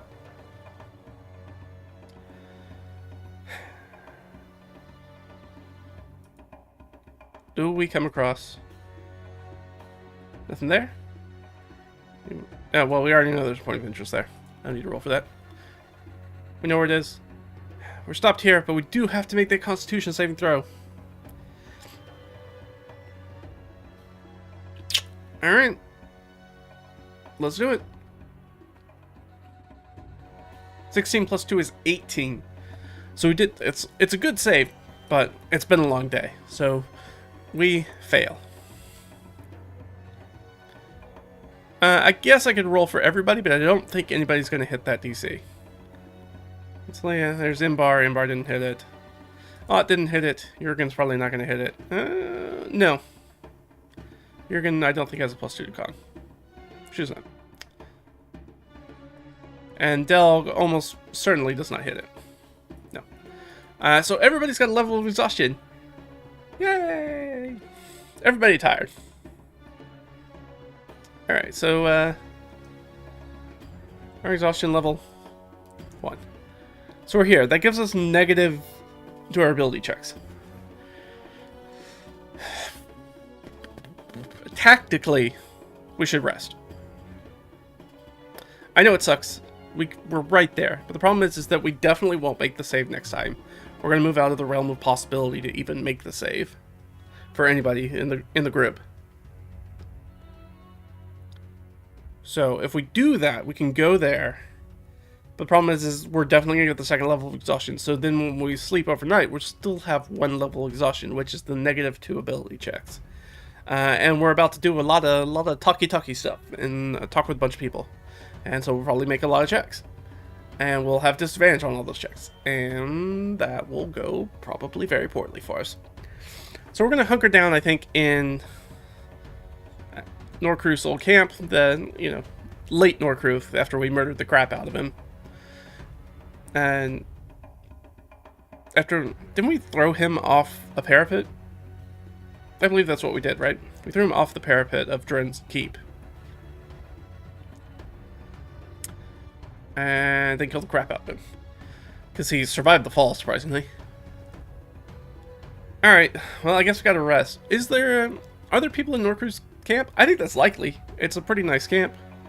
Yeah, okay. We do have a high traffic camp thing, so let's look at our high traffic camp. This is in our hex crawling tools. So, here's our people who could be in here. Let's roll a d8. As we move into the camp, who's here? 7. Rovers, Rangers, Wanderers, or Itinerant Caravan. So let's just roll a d4. 3. Wanderers. So we've got some sort of like vagabond, but not in sort of like the negative connotation, or hobo, but not in the negative connotation. Just sort of like itinerant workers, people who wander around and do stuff. People who are not sort of like settled into a home settlement. They just kind of move between places. This includes like journeymen, artisans, things like that. So we're kind of moving to that camp. Let's do a little vibe check. We have advantage. Should we give ourselves guidance? Yeah, Jurgen's there.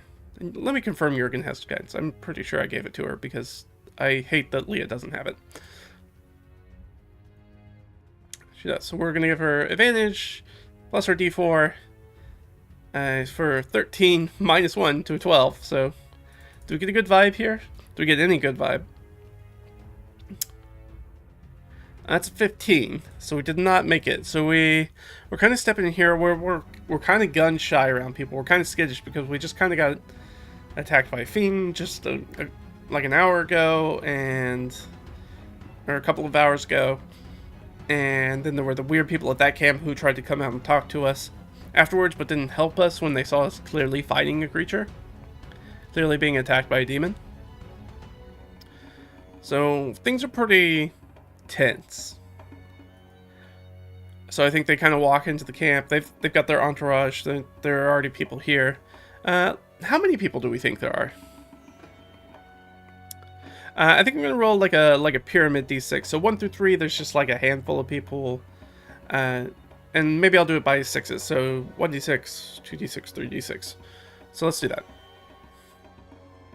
Okay, so there's 3d6 people here. So there's a baker's dozen of people here. Again, these are sort of like wanderers, people. What are we thinking class-wise? Let's just roll a d6. What do they look like? Okay, so they look like artisans. They look like they're not like super rich. It's not like a noble in their retinue, but it's also not like the completely destitute people who can't like afford to live someplace. So they're in the middle sort of area. These are people who are like either moving to or from, like us, just couldn't quite make it to Split Valley Oasis, couldn't quite make it to the trading post.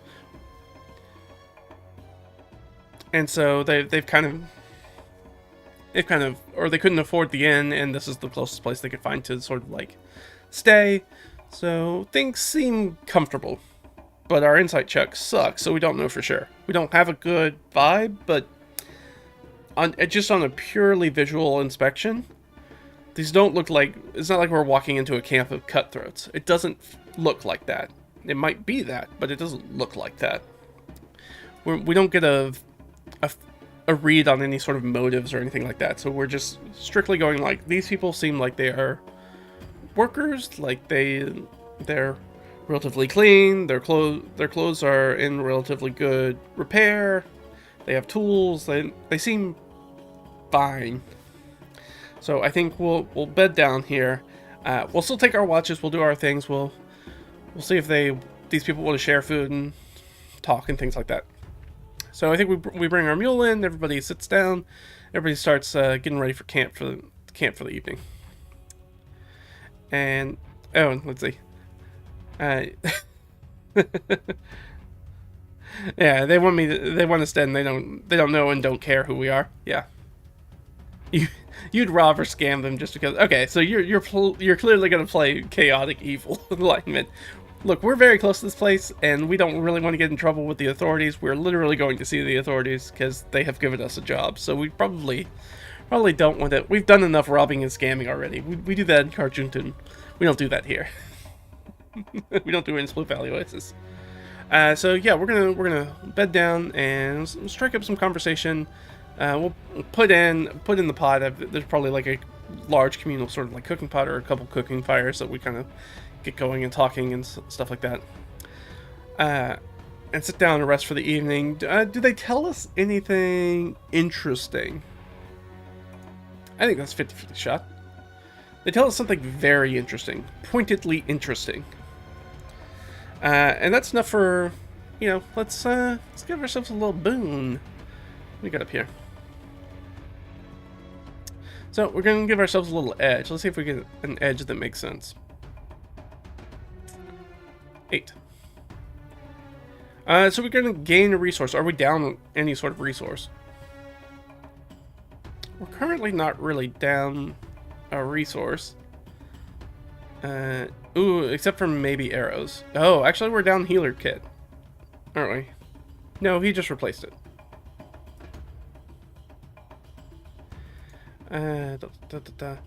You know what resource we could use? We could use a holy symbol for Jurgen. Is it a holy symbol for Jurgen? I think that's quite likely. Yeah. Yeah. Alright, so we're going to say that, we do a little bit of trade. And I'll do a trade, but we'll do it at half cost. So what is the usual cost for a holy symbol? It's not very much.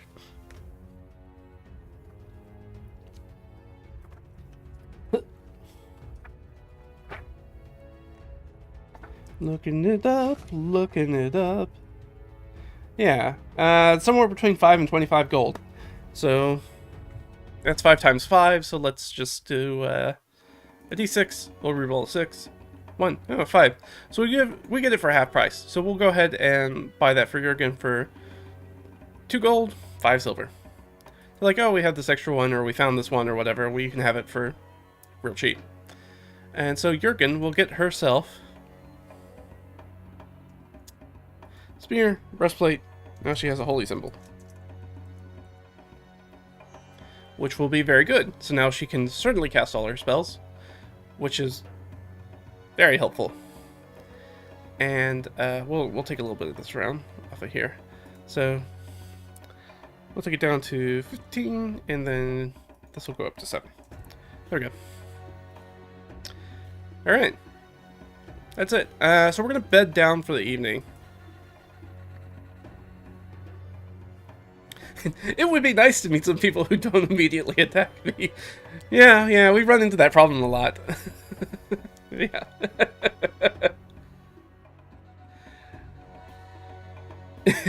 Yeah, I'm not chaotic evil. It just depends. I'm situationally chaotic and situationally evil. Yeah, so I'm not sure. So my image is in a very... The way that I usually play the games, and especially when I'm running games, is that I run it as far as like these people worshiping the same god. Is that the world is a polytheistic pantheon. Like everybody worships all the gods. It's just like if you are a person, a cleric, a devotee of a very priest of a very specific one, that they might have a holy symbol for you for that god. But it's not unusual for people to all these people to worship basically the same pantheon of gods. Rather than D&D does it very weirdly where it's like, hey, there's a pantheon of gods, but you can only worship one of the gods, even though they by themselves don't have domain as like a one true god over everything. It's a very weird thing D&D specifically does that is very weird. Opportunistically amoral alignment. That's just no alignment, I feel like. I think that's just chaos. That's just chaotic. Chaotic neutral is that. You have said chaotic neutral. So we bred down. Oh, they were going to tell us something nice. Something particularly useful for us. So let's figure out what that's going to be. Actually, you know what? I think I have this in the document. Excuse me. Not this. Let's say... what do we use?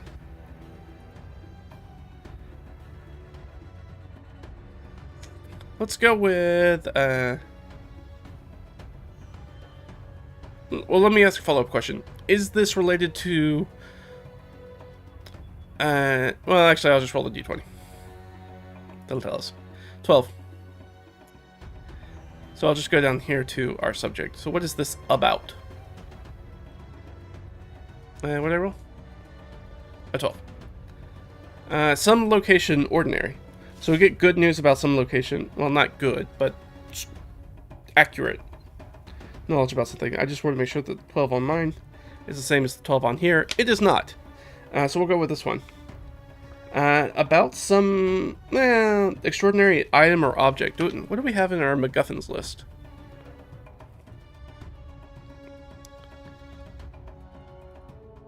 We got quite a few things. So we've got 1, 2, 3, 4, 5, 6, 8, 9, 10. We've got 10 things in here, so let's just go off of that. As we're conversing, we find out something useful. 10, 9, 8. Carjuntan banknotes. Oh! They're interested about the Carjuntan banknotes. What about the Carjuntan banknotes? Do they want to take them off our hands? They're kind of going in the wrong direction. But if it's a boon for us, do they just want to buy it? No. No, thank you. Oh, does that mean that something bad happened to the bank in Carjuntan?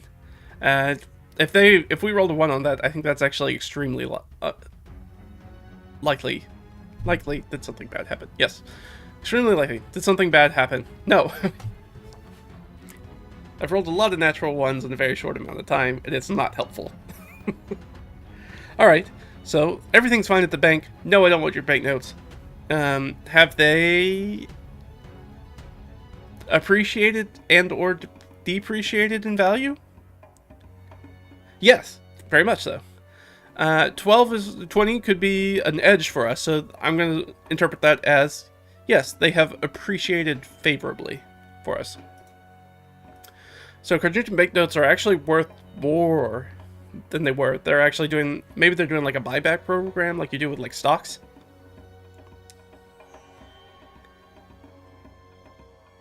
That's true. If these people are, that's true. They could have never seen a banknote before. That's true. But I think with the setting, and we said that these are probably itinerant workers, so I think it's likely they've probably seen them before. Plus, it's a rumor that we're getting of something new, so it's not necessarily about them. So yeah, I think that our banknotes have appreciated in value. By maybe how much? It's really you would have to be crazy not to get nervous when people ask you about your banknotes. Like a lot. Hey, what's going on with your money? Yeah, it feels very much like, hey, those are nice shoes. Yeah, very much like that. Oh, you're gonna steal my shoes, aren't you? Yeah, how much do they appreciate? Well, D100. Why not? 19%. Okay, now I have to get a calculator out. Okay, so we have 37... I think that, well, let me double check that that's all our banknotes. I think that's everything for banknotes, though. Yeah. Looks like it. Let me make sure there's just not any Aaliyah's stash, but I don't think there are. No. Anything down here? No. Alright. So we have 37 gold in banknotes, which is not a ton. And they have appreciated by 19%. How much does that give us? We'll probably just round. Okay, so now it's worth 44 gold. Huzzah! You know, occasionally, sometimes nice things happen to us. Which is nice. It's not the usual, but it's nice.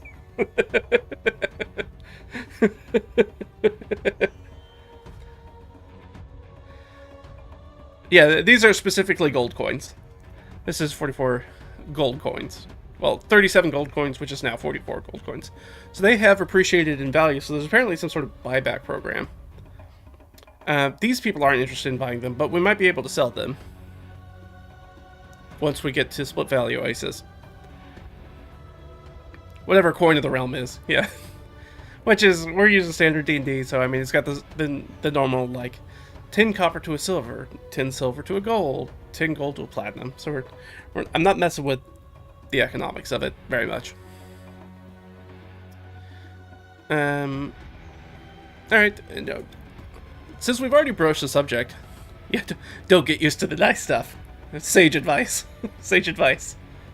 I need to get rid of this money as soon as possible before it does something bad to me.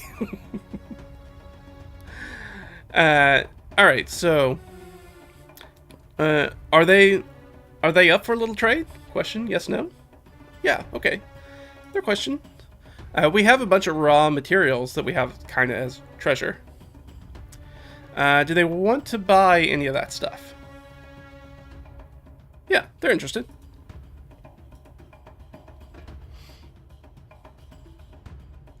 So yeah, we've got some potash, some copper ore nuggets. We've got a tin ingot, paper sheets, incense, rice, pine nuts, chickpeas, dates, unidentified medicine. We've got some narcotics. We've got a flask, some clothing, bone scraps, game set. We've got tools. They might be interested in those things. The cloth bolts, the arms and armor, the dwarven rye whiskey, the orcish tooth necklace, and tobacco.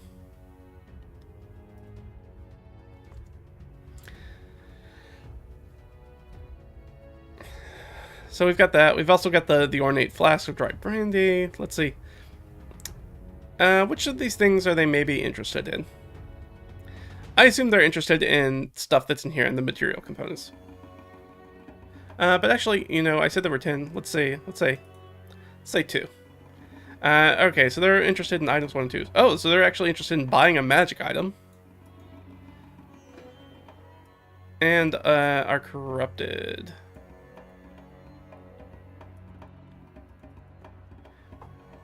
Well, we have the corrupted water myrmidon plate. We have the rust... Or no, sorry, we don't have that one. We have the second one with us, because the first one... We don't really need it now, but, no. Flip it. Reverse it. We have the corrupted water myrmidon plate armor. We do not have the rusted one. That is the one that we left with, Reeve Relendart. Let me double check that is correct, but I believe that is correct.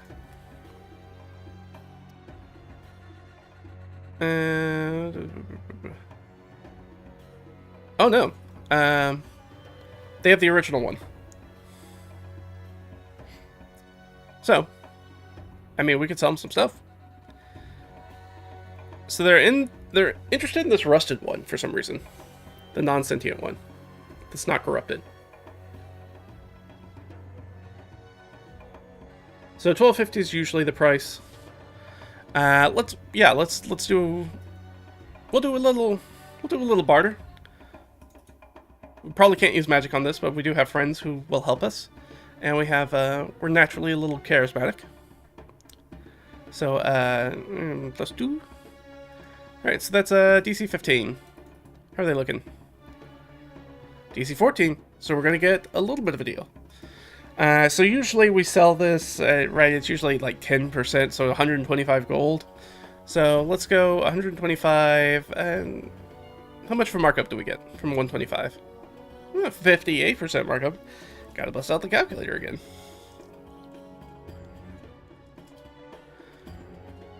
You know what, I'll make it a flat 200. They're willing to pay 200 gold for this rusted armor.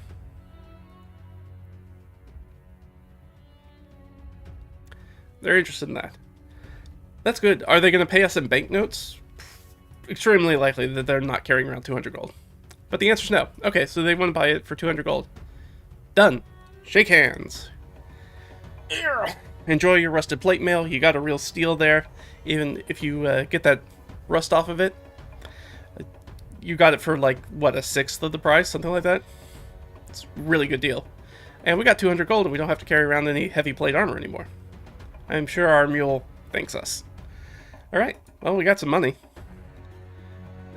Which we will add to the stack, because we got a big old stack of coins. 815 gold on us. And we will remove that from the treasure pile. So they were interested in that one. They have bought that one.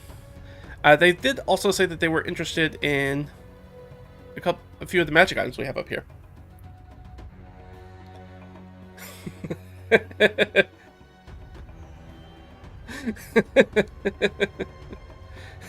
I'm happy to make a good deal here. This tin I got that ought to be worth a bit. Yeah, the ingot. Yeah. My character souls are never for sale. Yeah. These people deal with it. If we were dealing with devils or something like that, yeah, they did. We'd be talking about different kinds of coins. We'd be talking about soul coins, but these are just normal gold. So, which of these are they interested in? Are they... Okay, so they're interested in number 2, or number 1. They're interested in number 3. Okay, number 1 and number 3. So there's 1 the pyrotechnics, and cloak ability. They're interested in those items. These are common items, which in 5e, what's the... I feel like I should have this written down. I might not, though. For magic items.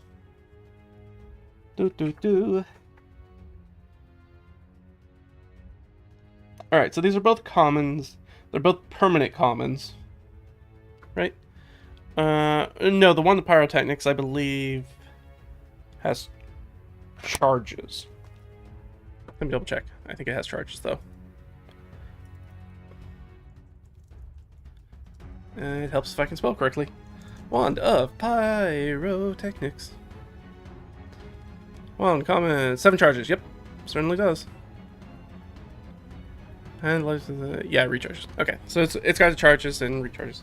So the wand, using my somewhat relatively sane magic item pricing. So it's 80 for the cloak, it's like market price, and 70 for the wand. So I'll just put them together, 150. So, you know, these people got some money to throw around, surprisingly. So 150, but we have to take it at 10%, so 15 gold. Sure, let's make some more wheeling and dealing. Natural 20. They are very into it. We weave an amazing story about how we picked it up off of these corpses, how we talk about the amazing fights that we've had, the ruined oasis, the ruined watchtower we fought, the shadow demons and the giant steeders, and we set the place on fire, and you know, terrible demons and all. We regale them with many tales of our adventures and craft them around these items to you know, mark up the price a little bit. So I'm gonna give us some markup on that and give us advantage on this roll. So 45%. Okay, so 45%.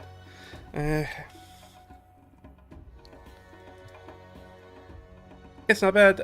Yeah, I'll just give it 22 gold. Sure. It's not great, but I don't need these magic items. Leah's not really a flashy person, so she doesn't really care about losing the cloak of billowing. We don't really have any flashy people in our party. And we wouldn't sell the Featherfall token. And the one, the Pyrotechnics, is just, again, another little kind of flashy thing. And give ourselves a little 22 gold. Now, sorry. Did they pay us in banknotes? Now I think that's extremely unlikely because they clearly have a lot of money on them. Nope, they pay us in banknotes. Alright, so 22. So now we have 66 in Carjuntan banknotes.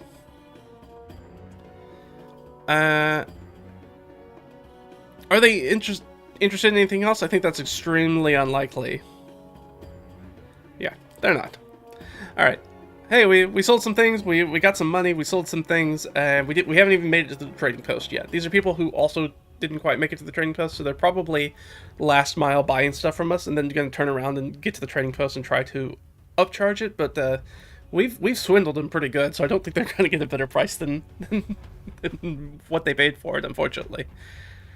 But hey, that's what it does. Yes, lurid tales of might and magic. You're jealous of how organized my solo play is. A lot of hemming and hawing and looking for books and tables. Yeah, my DM binder helps a lot with that. And then keeping everything in this sort of like document that I need, and finally getting it organized like this makes it really easy to just kind of jump in and grab stuff and look at it.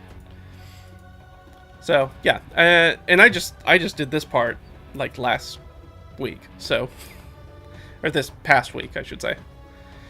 So it's usually not that organized, and I still need to go through this stuff. There's a bunch of this information that is not up to date that I need to update. But thank you. Hopefully, it's inspiration for you to sort of also get to that point where you feel like you have things organized for your solo play. It's kind of like a series of like unwinding a ball of yarn and then rewinding it back and then unwinding it and then rewinding it back. But let's keep on going. So we did that. We got everything there. I'm going to actually take a quick bio break. I'm going to refill my coffee. We'll go for a little bit farther, but I don't want to get too far. We'll see how long it takes us to get into the Reeve Relendart stuff and see how that goes. But I'm going to take a quick break. I'll be back in just a little bit. So hold on, and we are going to finish our journey. Well, we got to make sure nothing happens to us overnight. Fingers crossed. And then we're going to make it into Split Valley Oasis, get to the trading post, offload a bunch of crap, and try to turn in our quests and get our stuff. We have Leah's new armor, even though she already got plate armor, but we ended up picking it up. But we can sell that, and we'll get it figured out. But I'm going to take the break. I'll be back in just a minute, guys. All right? Hold on.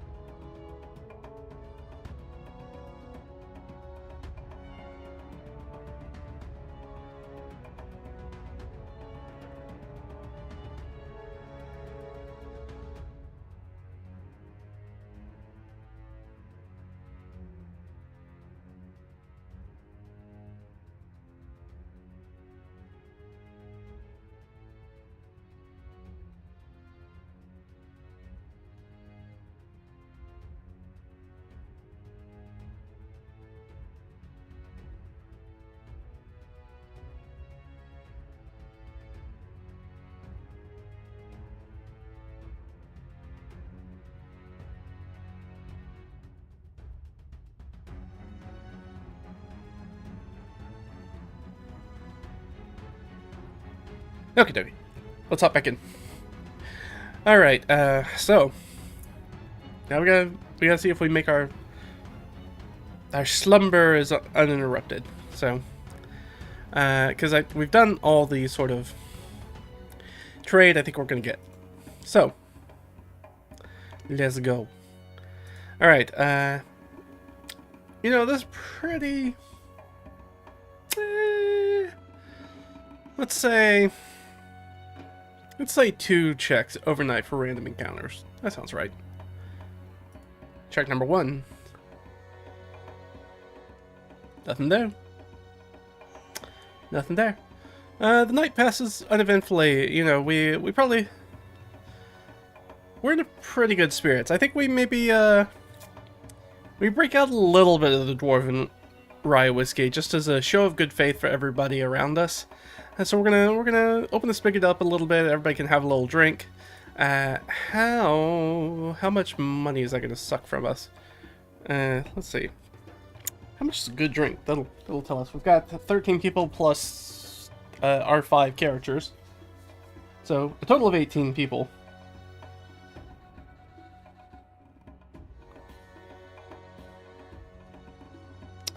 Okay. It could be. Well, that's market price. That's fine. Alright, so I said we have 18 people, up to 5 gold. Youch. And I got fog brain, so I can't do that math in my head. 25. Yeah. So we could lose a good chunk of that brandy. I think we meter it out, though. It's just a little snifter. Just a little tinge as a thank you for everybody. So I'm just gonna roll D100. How much of this did we end up spending? Alright, gotta roll again because we can't have over 90. 53. Alright, so we're gonna suck down 53 gold. So we're just gonna straight up lose that, but that's okay. We're showing our appreciation. They just gave us a bunch of money and we got great deals out of them.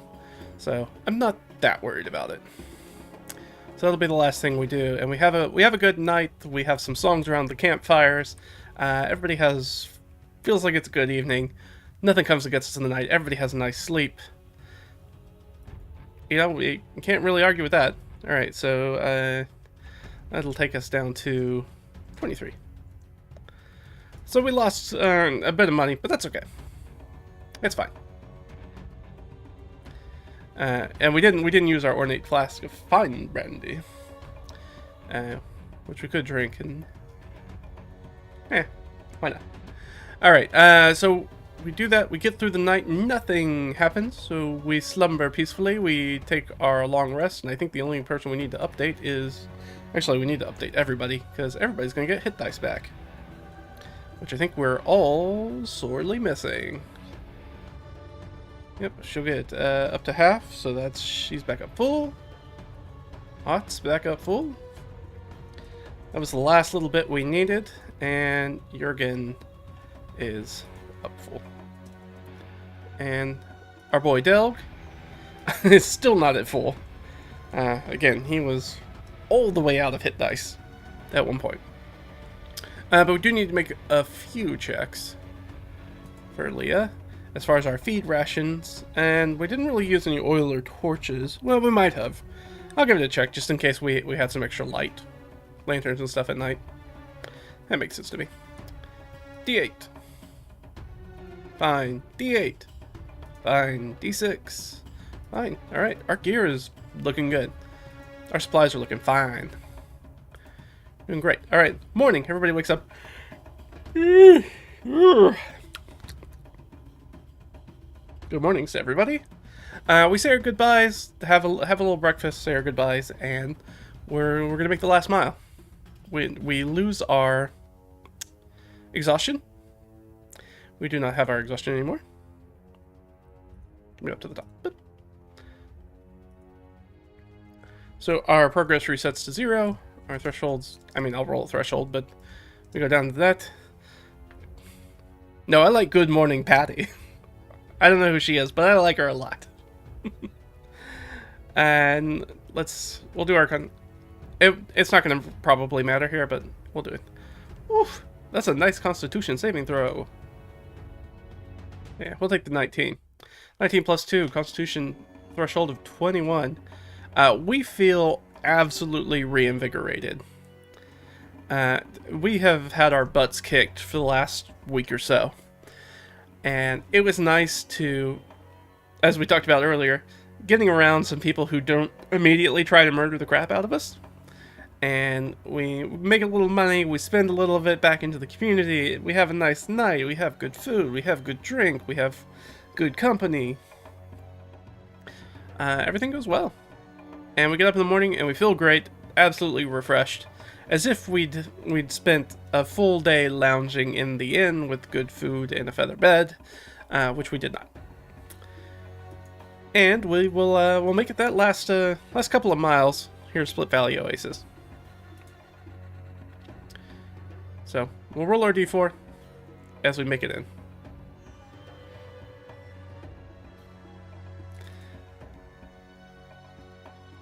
Threes on both. Doesn't really matter. Three. Alright, and the group walks their way back into Split Valley Oasis. Now, again, this is primarily a village that's set up. We've got about the population about 550, centered mostly around. There's a big trading post here, which is originally where we found Omer, because he was dealing with the water elemental gone rogue that was in the Oasis, who hopefully should have a decursed plate armor by now. I will not say anything more about it. Economy is a harsh thing. And that's what we kind of step into. Question, is anything happening in town when we get there? That's, I can't remember if that's, I think that's actually a D20 roll. Let me double check. Hold on. I like to do these rolls every time that the people kind of roll into town. See, it's just a little table I have. It is in fact a D12 first. I didn't roll a 12. 12's the only thing that cares. And if so, I have a D20 table for like, hey, what's happening in town? Nothing of note is happening in town. So we roll in Split Valley Oasis, and we can go ahead and hop over to that sheet. Now that we're thinking about it, locations. Boop. There we go. Oh, sorry, the population's 1,000. I think I have it down wrong here. I do indeed have it down wrong here. But I definitely made this one first. So this should be rectified. So it's on the cusp of becoming like a city in its own right. Like, it's a very bustling, very sort of like moving forward boom town kind of place. The trading post, as this sort of township has built up around it under the hawkish eye of Akari Liaden, who is the primary landowner around here, and noble de jure, who owns the rice plantation that is just right here. And that's where our friends are staying right now.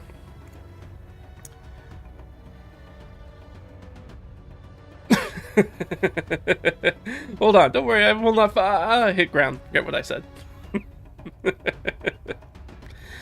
Alright, so we made it into town. Things are bustling. Let's go ahead. I'm going to go ahead and move the music.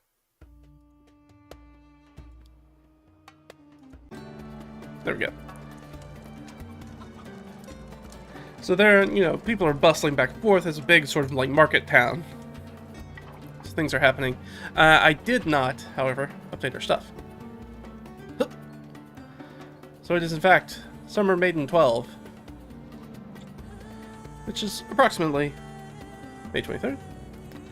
And it is in fact hot, breezy, and clear. So, exactly the same. So sweat, even though it's early in the morning, we can already feel like the sweat sort of like on the back of our necks as the morning sun.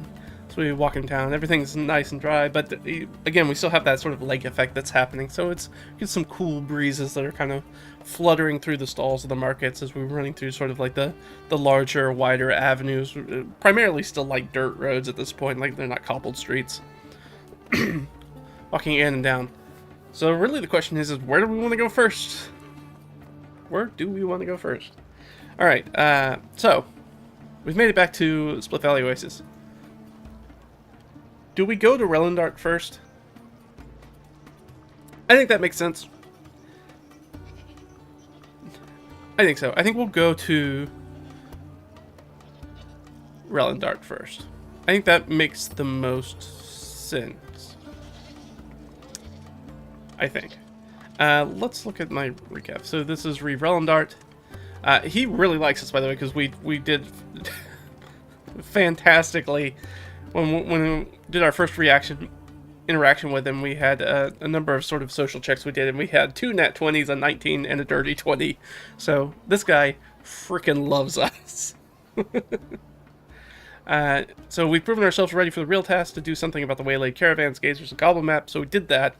So we have that to report on, and we're bringing back Dren's sibling.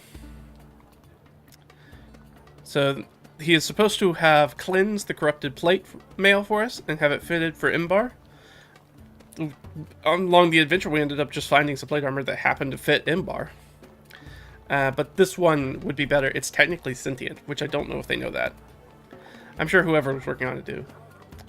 But yeah, so we were in there, and we try to get an audience with Relendart. Can we get in to see him? I think that's extremely likely. He's been waiting on us, and we have lots of stuff to talk to him about. So 11. So the answer is yes, but there could be an interrupt to see. And that might be a good way to sort of like in this session that we have, because I don't want to go on for too much longer. We're at about the mark where I leave it. We were just kind of got ahead of ourselves. But let's do an interrupt scene. I know it. I got a thing for this. Let's use the thing. I keep forgetting that we have the oracle up here, even though I need to fix this. But we do have something that kind of jumps up. All right, so we're gonna have an interrupt scene. And in fact, because I know it's wrong, I am going to go off this sheet. I'll change it so I'll update the document, so that way you guys we can use that document. I don't have to keep looking at this, like I've been for so very, very long. All right, so subject 12. An extraordinary item or object. And our action is a 6. Defend against destroy or slay. And our object is 10. Information or technology extraordinary. Very interesting. Very interesting.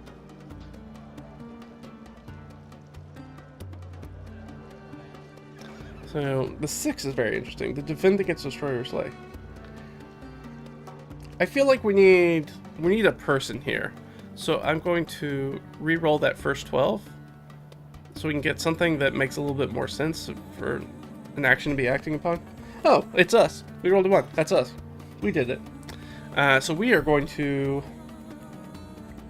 defend against destroy or slay. We're going to defend a piece of information or technology. Extraordinary piece of information or technology. What would somebody be trying to destroy in here?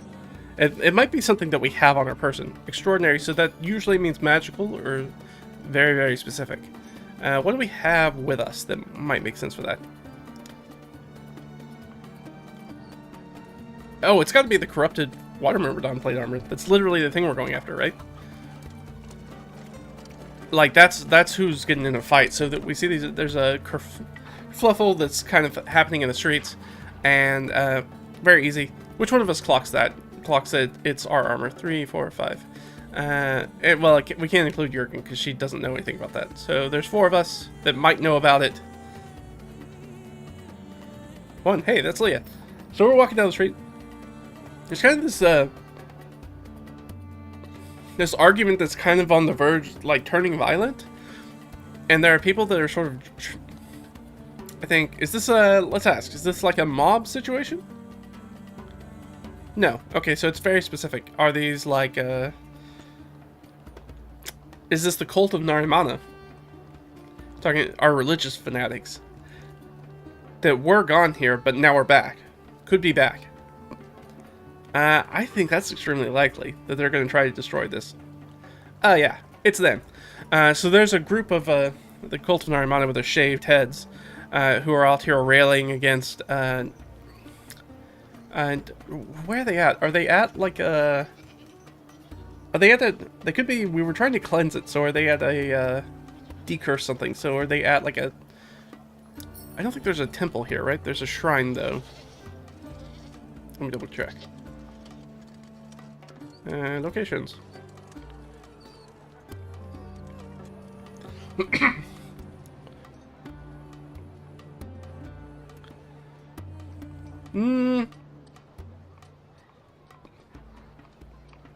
None of these particularly make sense. So let's see. Are they at Reeve Darts? Probably. No. Okay. Are they at a smithy? No. Then they've got to be at some sort of like shrine or temple, correct? Even though we don't have one written down. No? Okay. Is it in transport? Yes. Okay, so the thing's in transport. So we see that maybe it's like on a cart and somebody's like taking it to back to Reeve Dart now that it's maybe been cleansed, or they're taking it to be cleansed. Maybe they heard word that we're coming in. They haven't done it yet. And these Cult of Narimana kind of come out and they're like railing against it and they're attacking the person on the cart. I'm just going to assume that that is not Reeve Dart. Is it guards? Probably not. No. Alright, so it's just like, they're just accosting this person, but we can clock it, and we see the armor, and the armor is very distinctive, right? It's a water elemental's armor, so it's got this weird flourishes and, you know, aquatic sort of like wave themes and things like that on it. So we can see that, and I know, we look at it and go, oh, that's our armor. That's the Cult of Narimana. We're not on the greatest terms with those guys. Where did we leave off with the Cult of Narimana? Where are they at? Where is the Cult of Narimana? Yeah, I mean, they did hire contract killers to kill us. And there's the charismatic vigilante from Carjutan. So we know of the Chimera. I don't think this is the Chimera. Let's double check. Do we see somebody who we think might be the Chimera? Actually, I guess we should probably make that an insight check. But that would be high. So, yeah. We see somebody we're like, they could be, but probably not. We don't have any information on who the Chimera is. But we do see them sort of like accosting these people, and it looks like they're trying to get the armor, and they're trying to take it. Before it can be cleansed, I guess. I mean, that sounds like a combat. How many of these guys are there? We'll just roll up. We'll make it just a standard combat. So we have, I think acolytes make sense for this, because that's what they are. Let's go with, I'm in here, acolytes. So yeah, I think we're going to fight some acolytes. There's probably going to be a buttload of them, is the problem. How do we... Okay. So, potentially up to 15 of them. Alright, how are we going to get to 15? That's, let's go 3d4 plus 3? That sounds good. 3d4 plus 3. Oh, we rolled pretty low, though. So there are 9. There are 9 acolytes out here that are accosting this card and they're grabbing at the things. We're like, hey, that's our stuff. Don't touch it. So there's 9 of them, which is not is an easy combat for us by the numbers. All right, and I think we hop in. Do we immediately attack? I think if they're physically grabbing stuff, I think we run up to accost them. It's like, hey, they're grabbing our stuff. They're stealing our things. And I think our group rushes in. So we'll do initiative. We're probably not going to go straight to weapons and magic, but we are probably going to have some good old fisticuffs and yelling and shoving. That's probably where this is going to start. So we'll start at our combat tracker. We've got acolytes. I'll put them down here. And acolytes, let's look them up.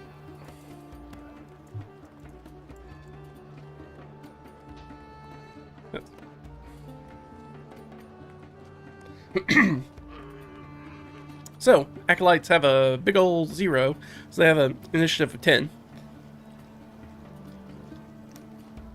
They are first level casters, though. So this could get real nasty real quick. We might just have a full-on combat in the middle of the street. And I mean, they're causing a scene, like, so people are starting to circle around, but also, like... So the people who are right next to the cart are, like, moving back, but people who are up and down the street are kind of moving in to see what's going on. So we're getting that classic, like, fight, fight, fight, kind of circle around the commotion that's happening as we're sort of, like, pushing our way through, trying to get in there. So we'll start outside in the crowd that's starting to gather as our characters are kind of pushing their way through, trying to get into the circle. Be like, get out of my way, get out of my way. And that's where we'll start. Alright, so they're at a 10. How many hit points do they got? Oh, 9. Alright. And there are 9 of them. So, 1, 2, 3, 4, 5, 6, 7, 8, 9. Alright. It's going to be a big combat, but they don't have a lot of hit points, so we'll probably be a pretty fast combat. Oh, you know what? Leah had a rest. She gets a spell back. And we get the last of our missing Wand of Magic missile charges. That's all back, too. So, everybody looks good. We're fresh. We had just had a great rest. We had good food, good company, good sleep. And now we walk into town, people trying to take our shit. So, I mean, we will do violence upon them, probably. We're going to yell at them and do violence upon them. Alright, so that's our Acolytes. Let's go. Let's roll some initiatives. So, for Leah... Okay, Leah's at the bottom. Inbar's who I've got next. Inbar will be going above them. So, we have Inbar. And we'll put Leah down here. She did not roll well. Ott. And Jurgen. Ott's low, Jurgen's high. So I think Ott's still going to go before Leah. There, put her here. And Jurgen rolled quite well. Right, yeah. So Jurgen's going to go first. And we have one more. We got to roll for the man, the myth, the legend, Delg. Natural one, baby. That's what we love to see. I'm not a fighter. Please stop putting me in combat. But he can bust some skulls. Why not?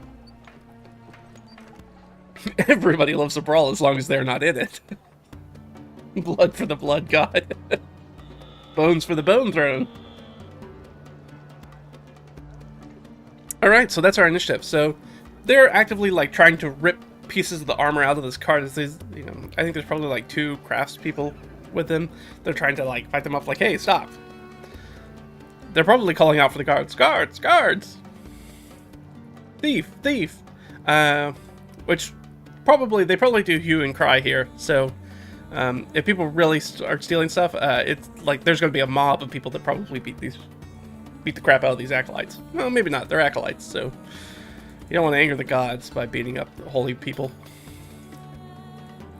So Jurgen's up first. Jurgen, what are you going to do with your brand new holy symbol? She's going to move her way in, but I think she's going to cast Bless, which I believe she could do on 3 people. We got 3 people in here, so I think she's going to give them to our warrior friends. And she will give a little touch for Imbar. She will do Ott. And Leah's got spells, so it's not as useful for her. So we'll give it to Delg. Delg's usually not super useful in combat, so... But if he's blessed, he might be.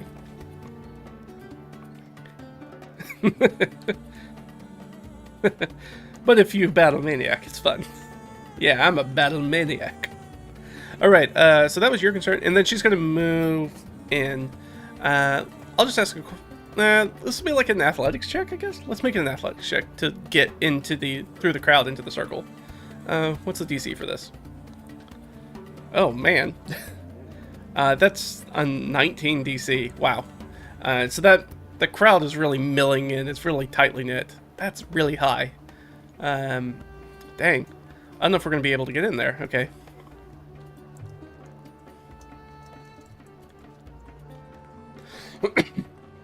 Should save that bless for herself, I guess.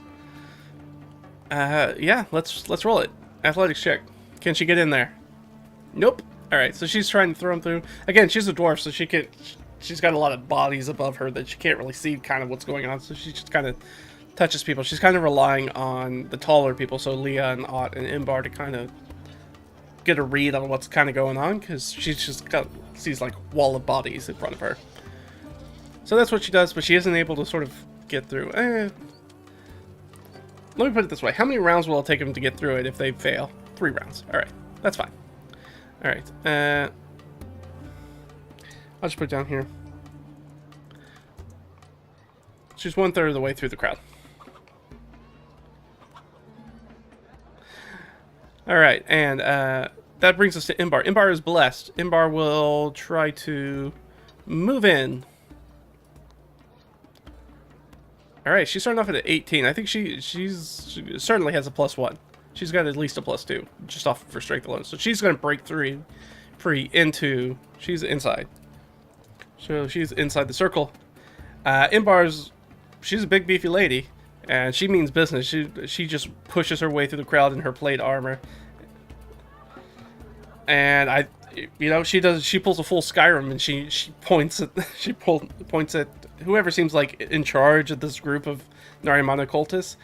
Stop there, criminal scum! Gonna beat the crap out of you. Yeah, let's say it's an intimidate check. I'm gonna give her... Do we give her advantage? She doesn't have any weapons out, but she is in plate armor. And you don't really want to get in a fist fight with somebody who's in plate armor. So let's, I'll give her advantage on it. Why not? It's not like she has any charisma. Charisma. Yeah. So she does that, and they don't seem to... They seem to not be sort of swayed by her words. That'll be her check. So she'll move into engage. So she's going to move into engage. In circle.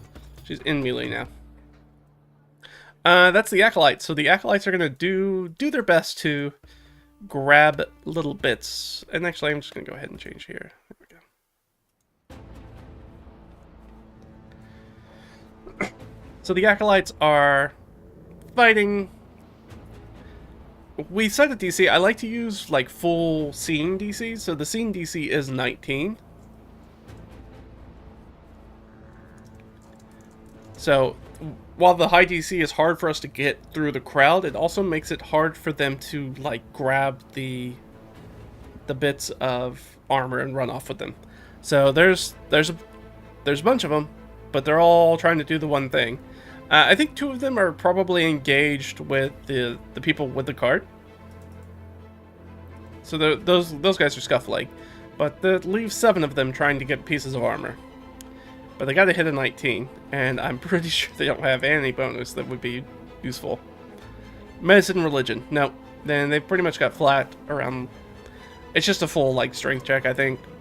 Strength or dex check, doesn't matter. They have 10s on everything, so they got to roll natural 19. There's 7 of them.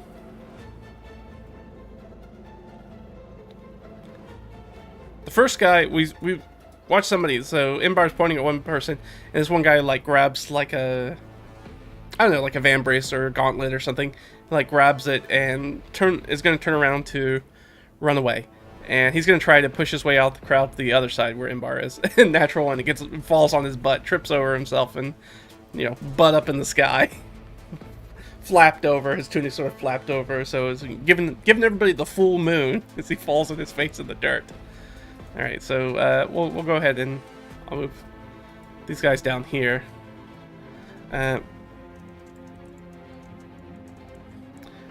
So it has the armor, but is prone, kind of tripped over and got pushed back by the crowd and fell over, ass over tea kettle, just butt in the air. But everybody else missed, and then you have the 2 that are kind of scuffling. Alright, Ott. Ott's going to try to, I guess, make her way through. Come on, Ott. Rolls a natural 19. She absolutely pushes through the crowd. She's taller than everybody, so she definitely sees that guy that's running away with the armor. Can she make it to that guy? Yeah, she sure can. I think she's going to run over there and kick that guy in the teeth while he's down on the ground, honestly. So it's going to be an unarmed attack. She gets 2 of them. She has advantage on both. That for sure hits. That's probably not going to hit. What is that's bonus for a melee attack? +4. What's their AC? Their AC is 10. So, yeah, she gets 2 hits on him. Now, it's only like unarmed attack, so it's 1 plus her strength mod, which is 2. So this guy on the ground has it's taking 6 points of damage. as Ott goes over there and just starts, while he's down on the ground, just starts kicking him, like, wherever she can kick him, in the face, in the chest, anywhere, stomach, wherever, kidneys, wherever she can get her big meaty paw to land, that's what she'll do. So this guy just gets the absolute snot kicked out of him by a 7-foot-tall gnoll. And so Ott is blessed, and she is inside. She is inside the circle. Circle in melee. Alright. So she is in there. That brings us to Leah. Will Leah actually probably be able to get in? Probably not. I don't know if she has any useful spells in this. Comprehend language, detect magic, find familiar. Grease. Yeah, you know what? She's going to cast Grease on the bits of armor that are in the cart still. So she's going to cast Grease on those to make them extra slippery, so people will have a hard time sort of grabbing them and holding on to them. So that's what she's going to do. So she's going to make it even harder for them. So she's going to grease those. So we're going to go disadvantage to grab green stuff. Armor pieces. So that's terrible for everybody, but more terrible for the people who are trying to take the armor pieces away. We don't know why. We don't know why they want them, other than they're, cursed. But that is what the situation is. So that's Leah. Leah will attempt to push through. I mean, she has Bless, but she's probably not going to make... Natural 20, let's go! Leah, finds an opening between, somebody who's got, their arm up, and she, passes under them, kind of pushes them out of the way, and she kind of muscles her slight frame into the circle, and then kind of uses her magic. And this grease just erupts in the card. The entire card is just filled with this gross grease now. And it's just all over the armor pieces. And all these acolytes that are trying to grab them are just sliders. They pick it up and it slides through their hands. And some of it probably gets on the ground and they start slipping and sliding all over the place. But yeah, alright, she's in the circle. I was like, oh, there's no way we'll be able to get into that circle. And then half our party's already in it. Alright, that's Leah. And Delg. Delg doesn't really have a good, again, being a dwarf, doesn't really, just sees a wall of bodies, doesn't really have line of sight to sling or do anything like that. So he's just gonna have to try to push through. He does have Bless though. Are you freaking kidding me? They're all gonna make it through that DC 19 check. They all muscle their way. They're just like an arrowhead just pushing through the crowd as the party just erupts into the circle and goes into action. Now all hardened combat veterans at this point. Even Delg, who at the beginning when we picked up Delg was just a barber surgeon that just kind of got swept up in everything, and now that dude is very battle hardened. He's not good at it, but he's not afraid of it anymore. So Delg is in the circle. He'll close though.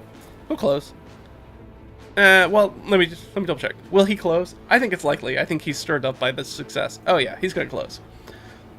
He's gonna close on one of the guys, and can he get to the one that Ott's on? I think I don't think that's likely. Never mind, he can get there. Alright, so he gets over there, and now it's just Ott and Delg just curb stomping this guy over here. And he'll try to make an attack. He's got advantage. He needed it. Yeah, he already hit him, even without the bless. and does a whopping 1 point of damage to it. He also helps curb stomp this one guy, this cultist. And he's down to 2 hit points. No staff getting away from me.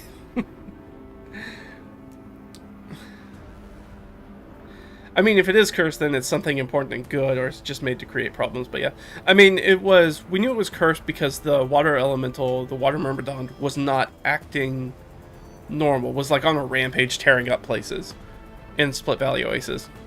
The smithy. But yeah, so we're running in there, and that's how it's going. So Del gets in there, the medic that he is, and gets to kicking ass. Probably quite literally, because that guy's prone. Hey, that's us back up at the top. That's Jurgen. Jurgen's going to attempt to push her way through the crowd again.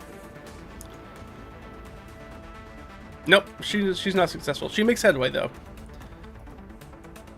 She's going to do a little fail forward. We're trying to do that, because I don't want my party to just not be in combat. So, even if on next turn, she's definitely going to get through. Though it'll probably take her whole turn. I don't think there's anything she can do because she's too short to see anybody.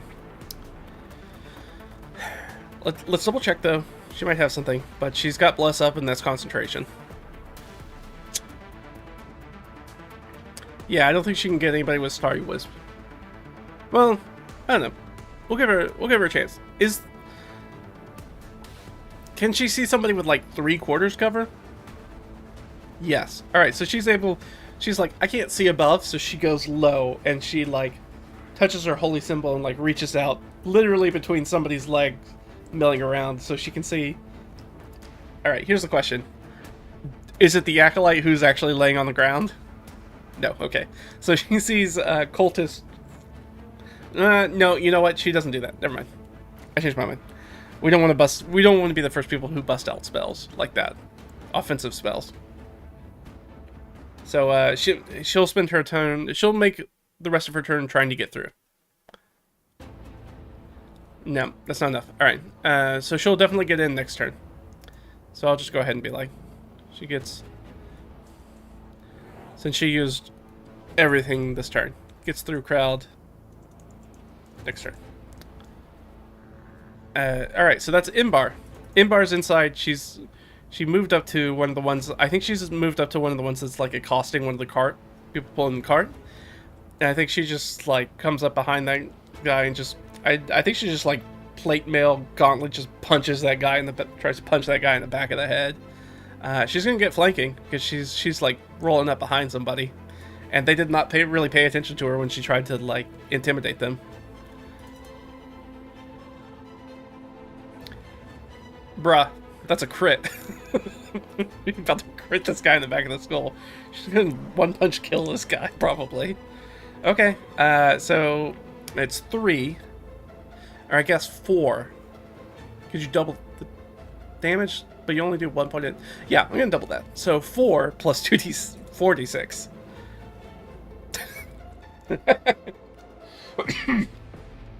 So, obviously, we're using fisticuffs, so we're not trying to kill people. But we are going to make Imbar's going to make a statement, is what she's going to do. She comes up behind this guy and, like, full-on James Bond, Austin Powers 60s spy move is like, judo chop in the back of the neck, and that guy's like, oh, and just falls down immediately. She, like, hits him so hard, he just immediately KOs. Alright, this guy, that guy just crumpled to the ground. That's Imbar. Imbar will yell at them again. To be like, get back, get back. Get out of here.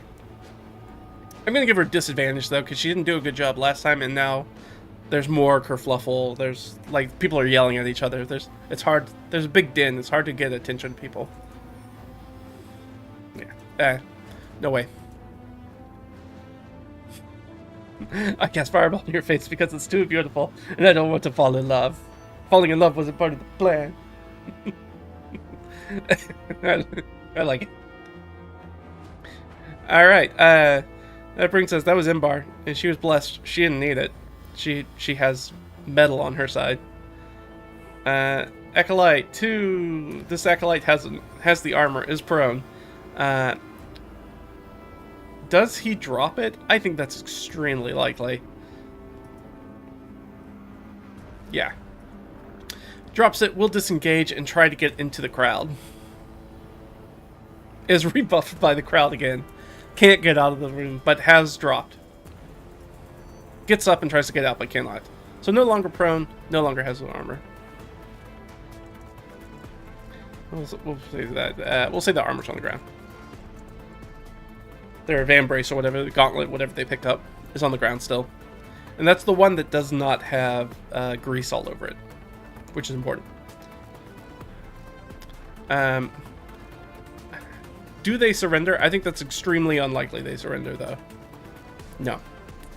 No way. They're like a cornered animal. Like, they're backed into the corner. They're just wildly looking for a way to get out of this situation, but they're not actively fighting at this point or actively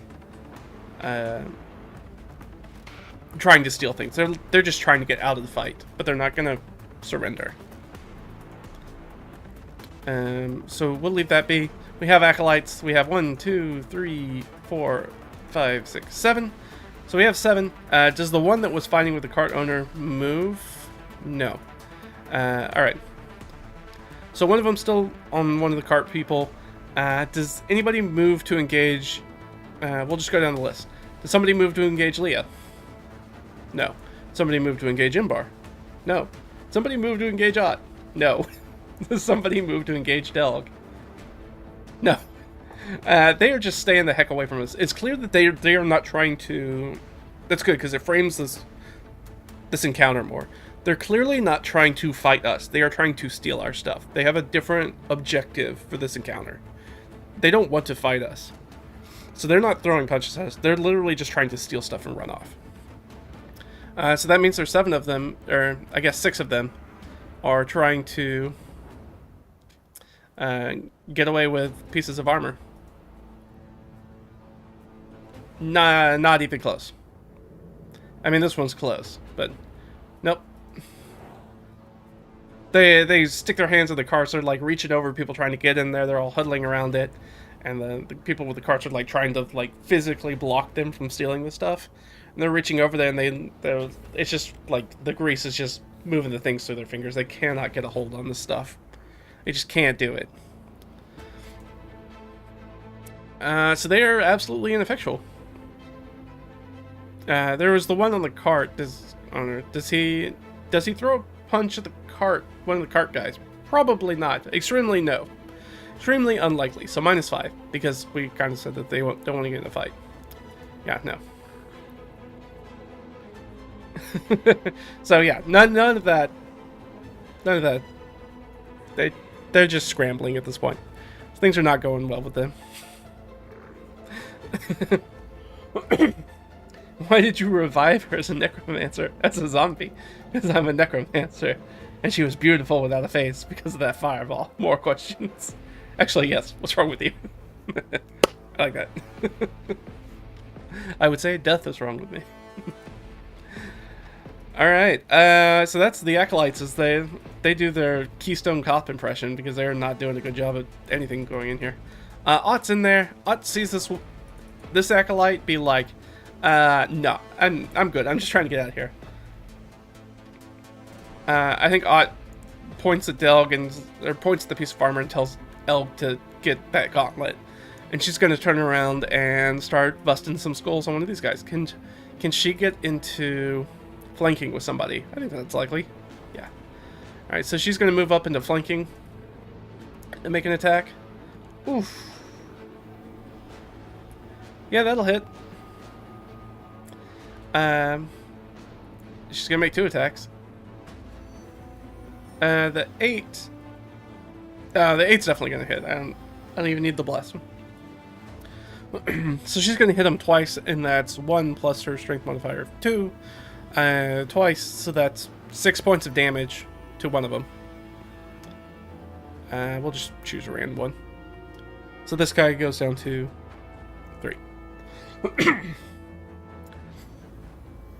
And she comes up behind somebody and just starts punching them in the back of the head. Or punching him in the back or the ribs or the, who knows, the kidneys, something. She just comes up behind somebody and starts wailing on them. Probably the back of the head, actually. With her big meaty paws.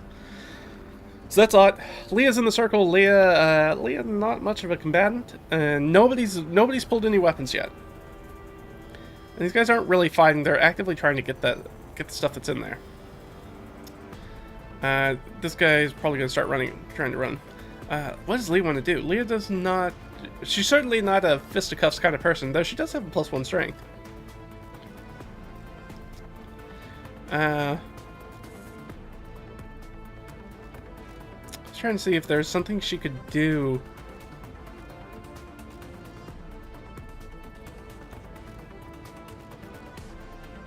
I don't think so.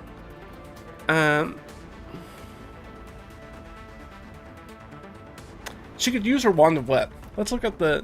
I think web changed. So... Under a massive sticky webbing at a point within range, spread fills a 20-foot cube that'll hit almost everybody. Let's see, when they're layered, the first time it pursues more restrained.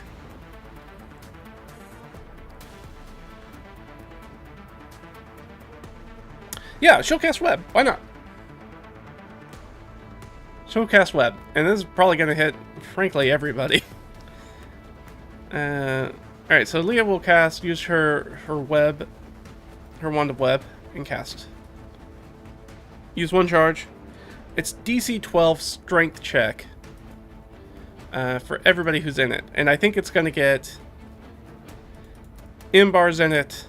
Everybody except this one Acolyte's in it. Ott's in it. Leah's not in it. And Delg, I don't think, is in it. So it's just kind of... There's kind of these guys right here. And they need to make strength checks. Alright, so we'll do Imbar first. Yeah, she was going to make it without the bless. Ott makes it. Now for our Acolytes. How many Acolytes have we got? We got 1, 2, 3, 4, 5, 6, 7. So there's 7 Acolytes that could get hit with this. That's 8. There we go. Fail. Fail. Fail, fail, fail.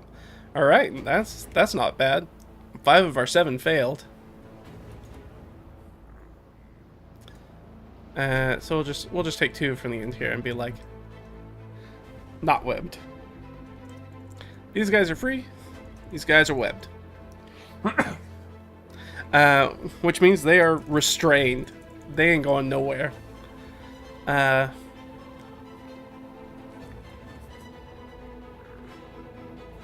What's the sentiment of the crowd here as she casts web? I think that they... I don't know. Let's see. Let's get a sentiment from the crowd. Let's roll like a 2d6. 9. So as the spell goes off, they're like, ah, magic, but like not like I'm blowing people up with fireball, but like, oh, what? They're like, oh, what a smart display of magic. She sort of basically webs the entire cart. Oh, we didn't do it for our two guys that are actually good. One of them fails, but one of them's restrained, but one of them is free and kicking. Can we at this point? I'll give Leah an insight check. No advantage, because she's the only one looking for it. It's a terrible roll. So she has a 9.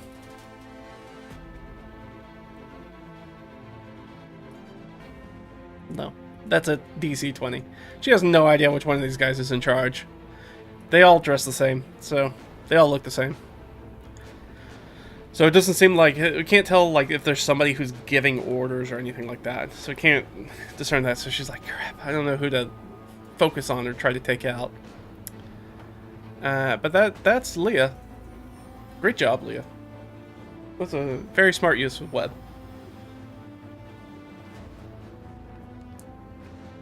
So the armor pieces are absolutely covered in web. So they're covered in web and they're greased up. So they are somehow sticky and yet slippery at the same time. So I don't think those things are going anywhere.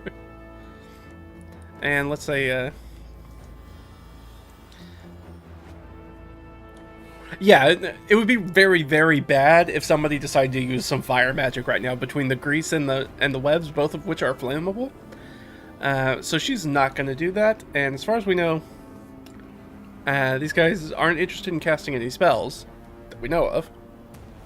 We'll see on their turn. But that's Leah. Delg grabs the gauntlet.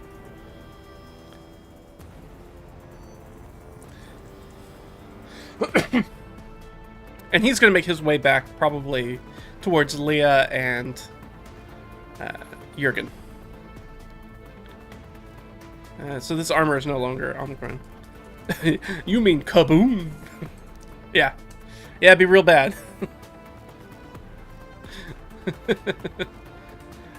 Yeah. Alright.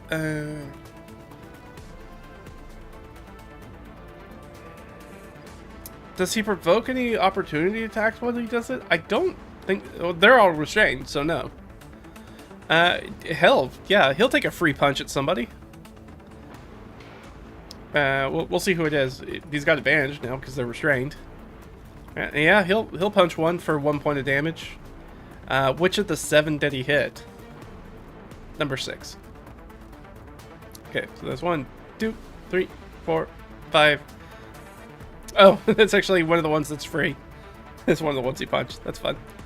So that one absolutely does provoke an opportunity attack, I guess, against him.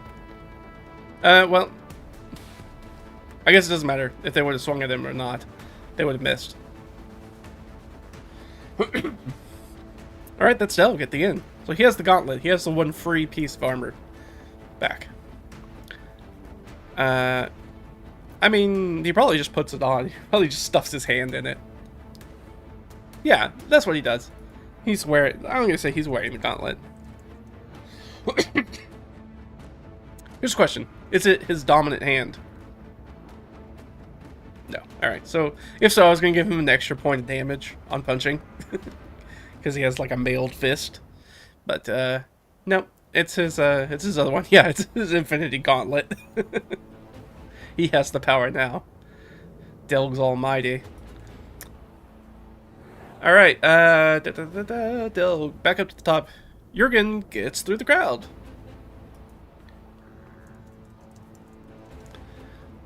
Just as Delg kind of like makes his way back to where she and Leah are. And, I don't know, Jurgen, what do you do?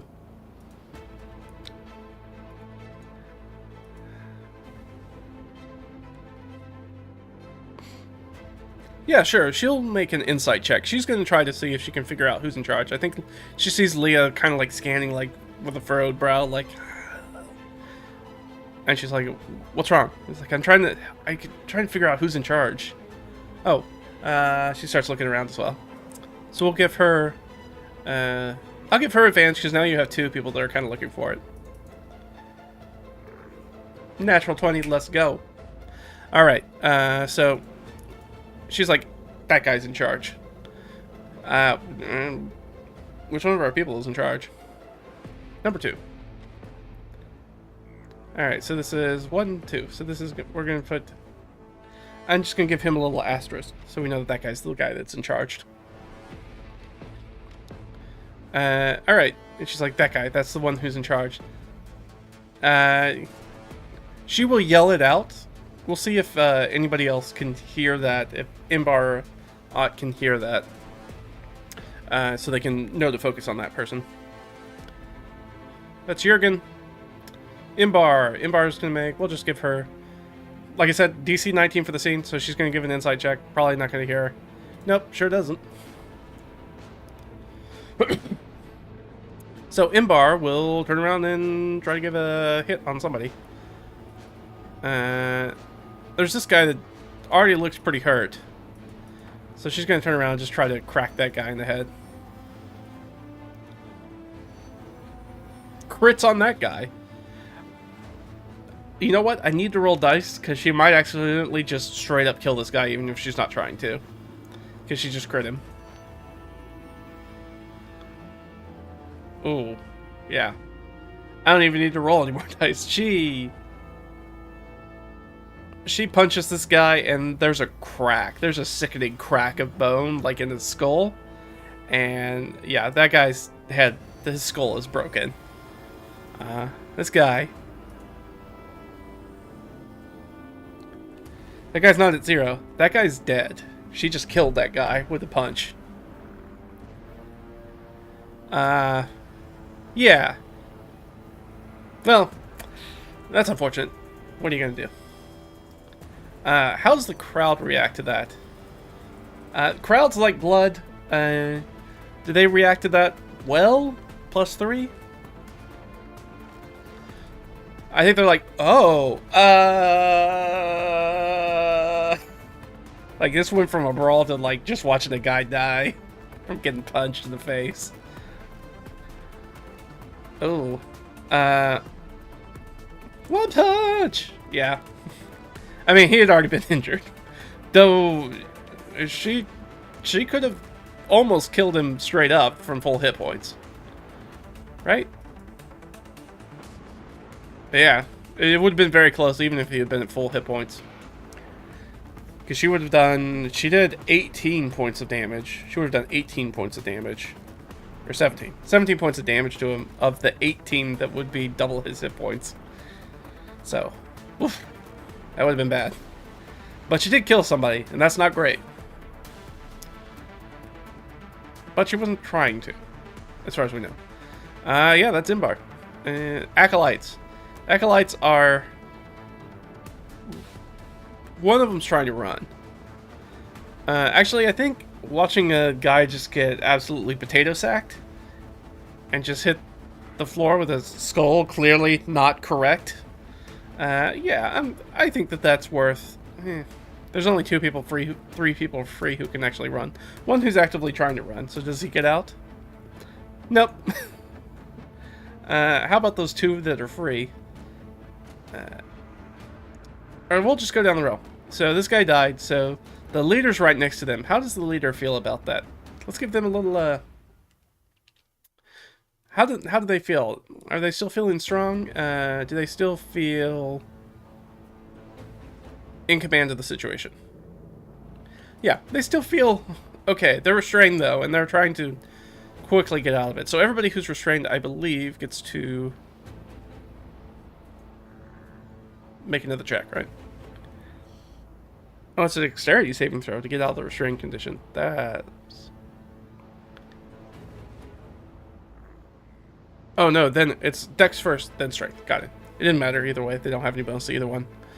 Alright, so they will try to make a strength saving throw. So we have 1, 2, 3, 4 people who are restrained in the web. They will try to get out of the web. Alright, wow. All of them get out of it except 1. Because I think the Wand of Web's DC is 12, I think. 12 or 13, either way, yeah. So they're all going to get out except 1. Okay, is the one that's stuck in it the leader? Good question. Yep, alright. So the leader's stuck, but everybody else is not. Very interesting. Very interesting.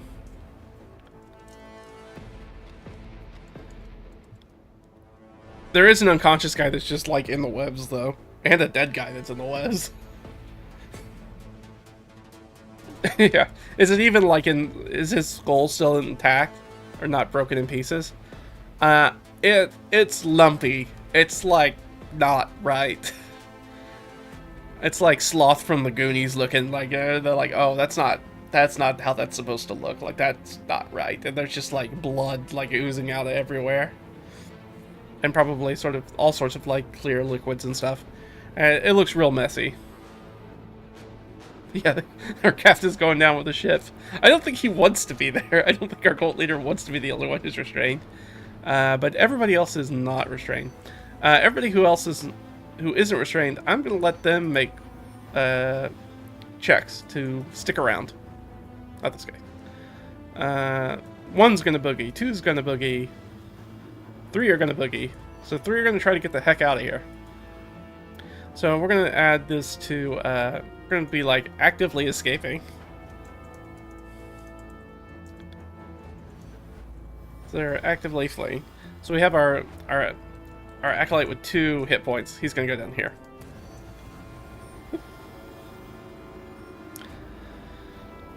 And then we've got 5. So we said 3 of them are running, right? I think that's what I said.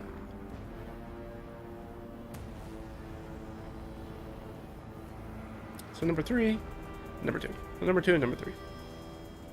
Alright, so 2 guys that haven't been hurt yet are like, we're gonna get out of here. I just watched that lady like break a guy's face open with her fist. So I don't. You guys can have the armor. I don't care that much. Yeah, he wants. He doesn't. The fact remains that he is still going down with the ship. He's still restrained. Nothing to do about it. Okay, so these guys are actively fleeing, but they use their actions to get out, except for the one guy that we already checked for. So they're not trying to. They'll keep trying to get free. And these other ones use their turns to get free, so they can't do anything. Ott's in there. Does Ott hear the thing about the leader? Nope. Alright, so she's probably gonna go for one of these free people. There's one that looks injured already, so she's gonna jump on that guy first. Doesn't have advantage. Doesn't need it. Yeah, there's no way she can't do 2 points damage. So this guy goes down like a sack of potatoes, which means that she goes into a blood frenzy. She's on my side. She goes into a blood frenzy. As one gets away, and as running by her, and she just kind of like probably like clotheslines that one guy that's running by, and that fills her with the blood frenzy, and she will make her free movement and attack probably on this injured guy that's still free. And she's going to do a free bite attack on him, I think. I think it's free. Oh, she gets to make it as a bonus action. And she still has another attack. And this one's actually going to deal some damage. But, you know, she's in the blood frenzy. What are you going to do? It's not great. You know, I mean, she definitely hits. So it's 1d4 plus 3 plus 2, right? Oh, plus 3. So she does 6 points of damage to that one injured guy. She grabs that guy and just takes a chunk out of his shoulder. Just she's in a blood frenzy on it. So that guy's reduced to 6. So she grabs him as he's trying to get as he pulls himself out of the web, and then she just pounces on him and grabs this guy, bites him in the shoulder, and then I think she's just gonna punch him in the head. Try to punch him in the head with her last attack. Yeah. I mean, she can't do less than 2 damage. Or no, I did more damage to that guy, right? That's not right. I did 2 plus 3. So he took 5 points of damage. He has 4 hit points left. He might not. He doesn't go down. He's down to 1 hit point. But she's got him wrapped up real tight. That's odd. As Leah's in the circle, as these cultists are like, oh shit, this is a real fight. Leah's in the circle. What is Leah gonna do? I don't think Leah's... At the end of the round, I need to check to see if guards arrive at this point. They've found a way to, like, push their way through the crowd. God, Leah, what are you gonna do?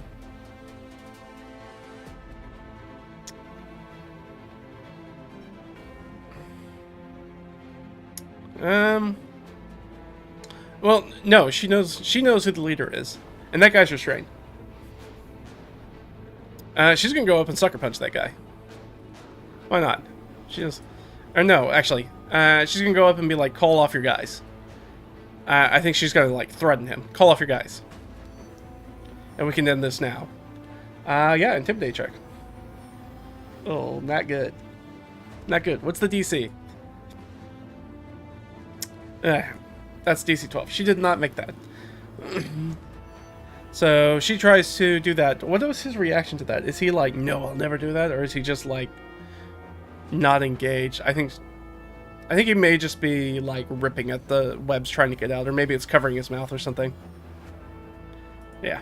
Alright, so she tries to get this guy's attention, but he's, like, covered up in web, and he's just, like, trying to get out of it. He's not really listening. So she tries, but she can't get there. They can't do it. But what are you gonna do? So she kind of wastes her turn doing that. That's Delg. Delg is wearing the gauntlet.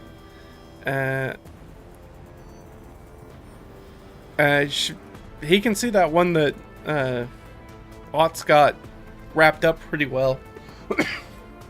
So sure, he'll run in for an attack. He'll run back in. Yeah, he'll hit them all day. He literally does 1 point of damage, so he knocks this guy unconscious that she's taking a big bite out of. Before she accidentally kills that guy, and he just comes up and, like, sucker punches him right in the bread basket, and they go, ugh! And then Ott just kind of drops him on the ground. All right, that's our boy at the bottom. So we need to see, have the guards showed up by now? Probably likely. I should have been doing that earlier. So +3. Yeah. All right. At this point, guards start to break through into the ground, like break it up. Did it, and they've got real weapons, and I think all of our people start to stand back. The only one that I'm worried might not stand back is Ott, because she's in her blood frenzy. So we're gonna give her a keep it cool kind of roll.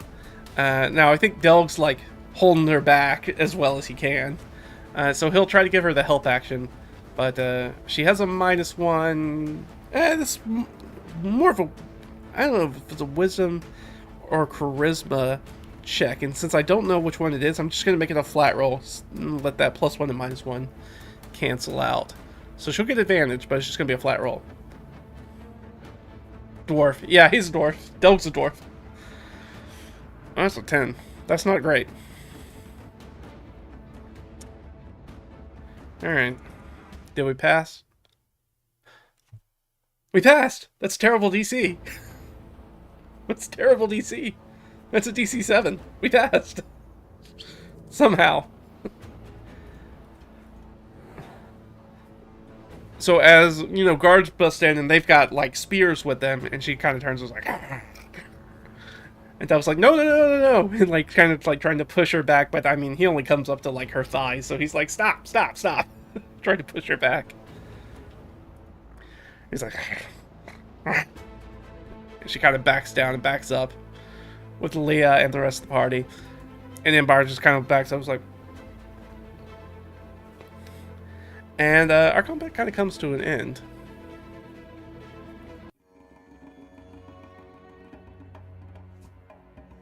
Everybody's kind of standing around, and we're going to have to sort this out. But we're going to sort this out next time, because this seems like a good place to end it. So we're going to find out what the negative repercussions of killing a man in a street brawl by punching his face in too hard.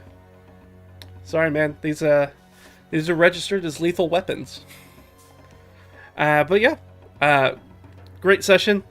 Didn't think we were going to get into a street brawl, but we did. I also didn't think that we would have a nice campfire evening, and we did. Also didn't think I was going to get bit by a snake and get turned into a demon. But that also happened. D&D is very weird. This game is very weird. That took forever. I was going to wrap this up 45 minutes ago. Yeah, well, that's before I knew there were going to be like 9 cultists. I mean, we've already done time for killing somebody once, so we can do time again. It's fine. We'll figure it out. We'll probably just have to pay a fine or something.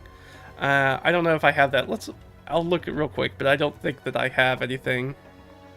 I do not. I'm going to have to figure out their justice system real quick about for minor crimes and major crimes, what the punishments are for that. If anybody rats on them, because right now there's no witnesses, so nobody, unless somebody comes forward to be like, I watched that person kill that person, and maybe nobody comes through. There's a lot of bodies and a lot of finger pointing, so they may just call it a wash and that'll be it. But we'll figure that out next time. Thanks, guys, for hanging out with me, going through this. Hopefully you enjoyed it. If you haven't tried solo gaming, you should definitely try it out. It's a lot of fun. It can be very wacky like this session, but it is a lot of fun.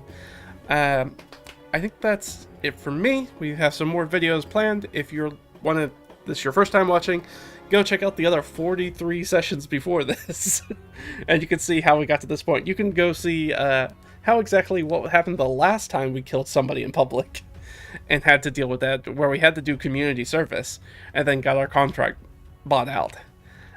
So that might happen again. That was a pain in the butt last time. Could be a pain in the butt again this time.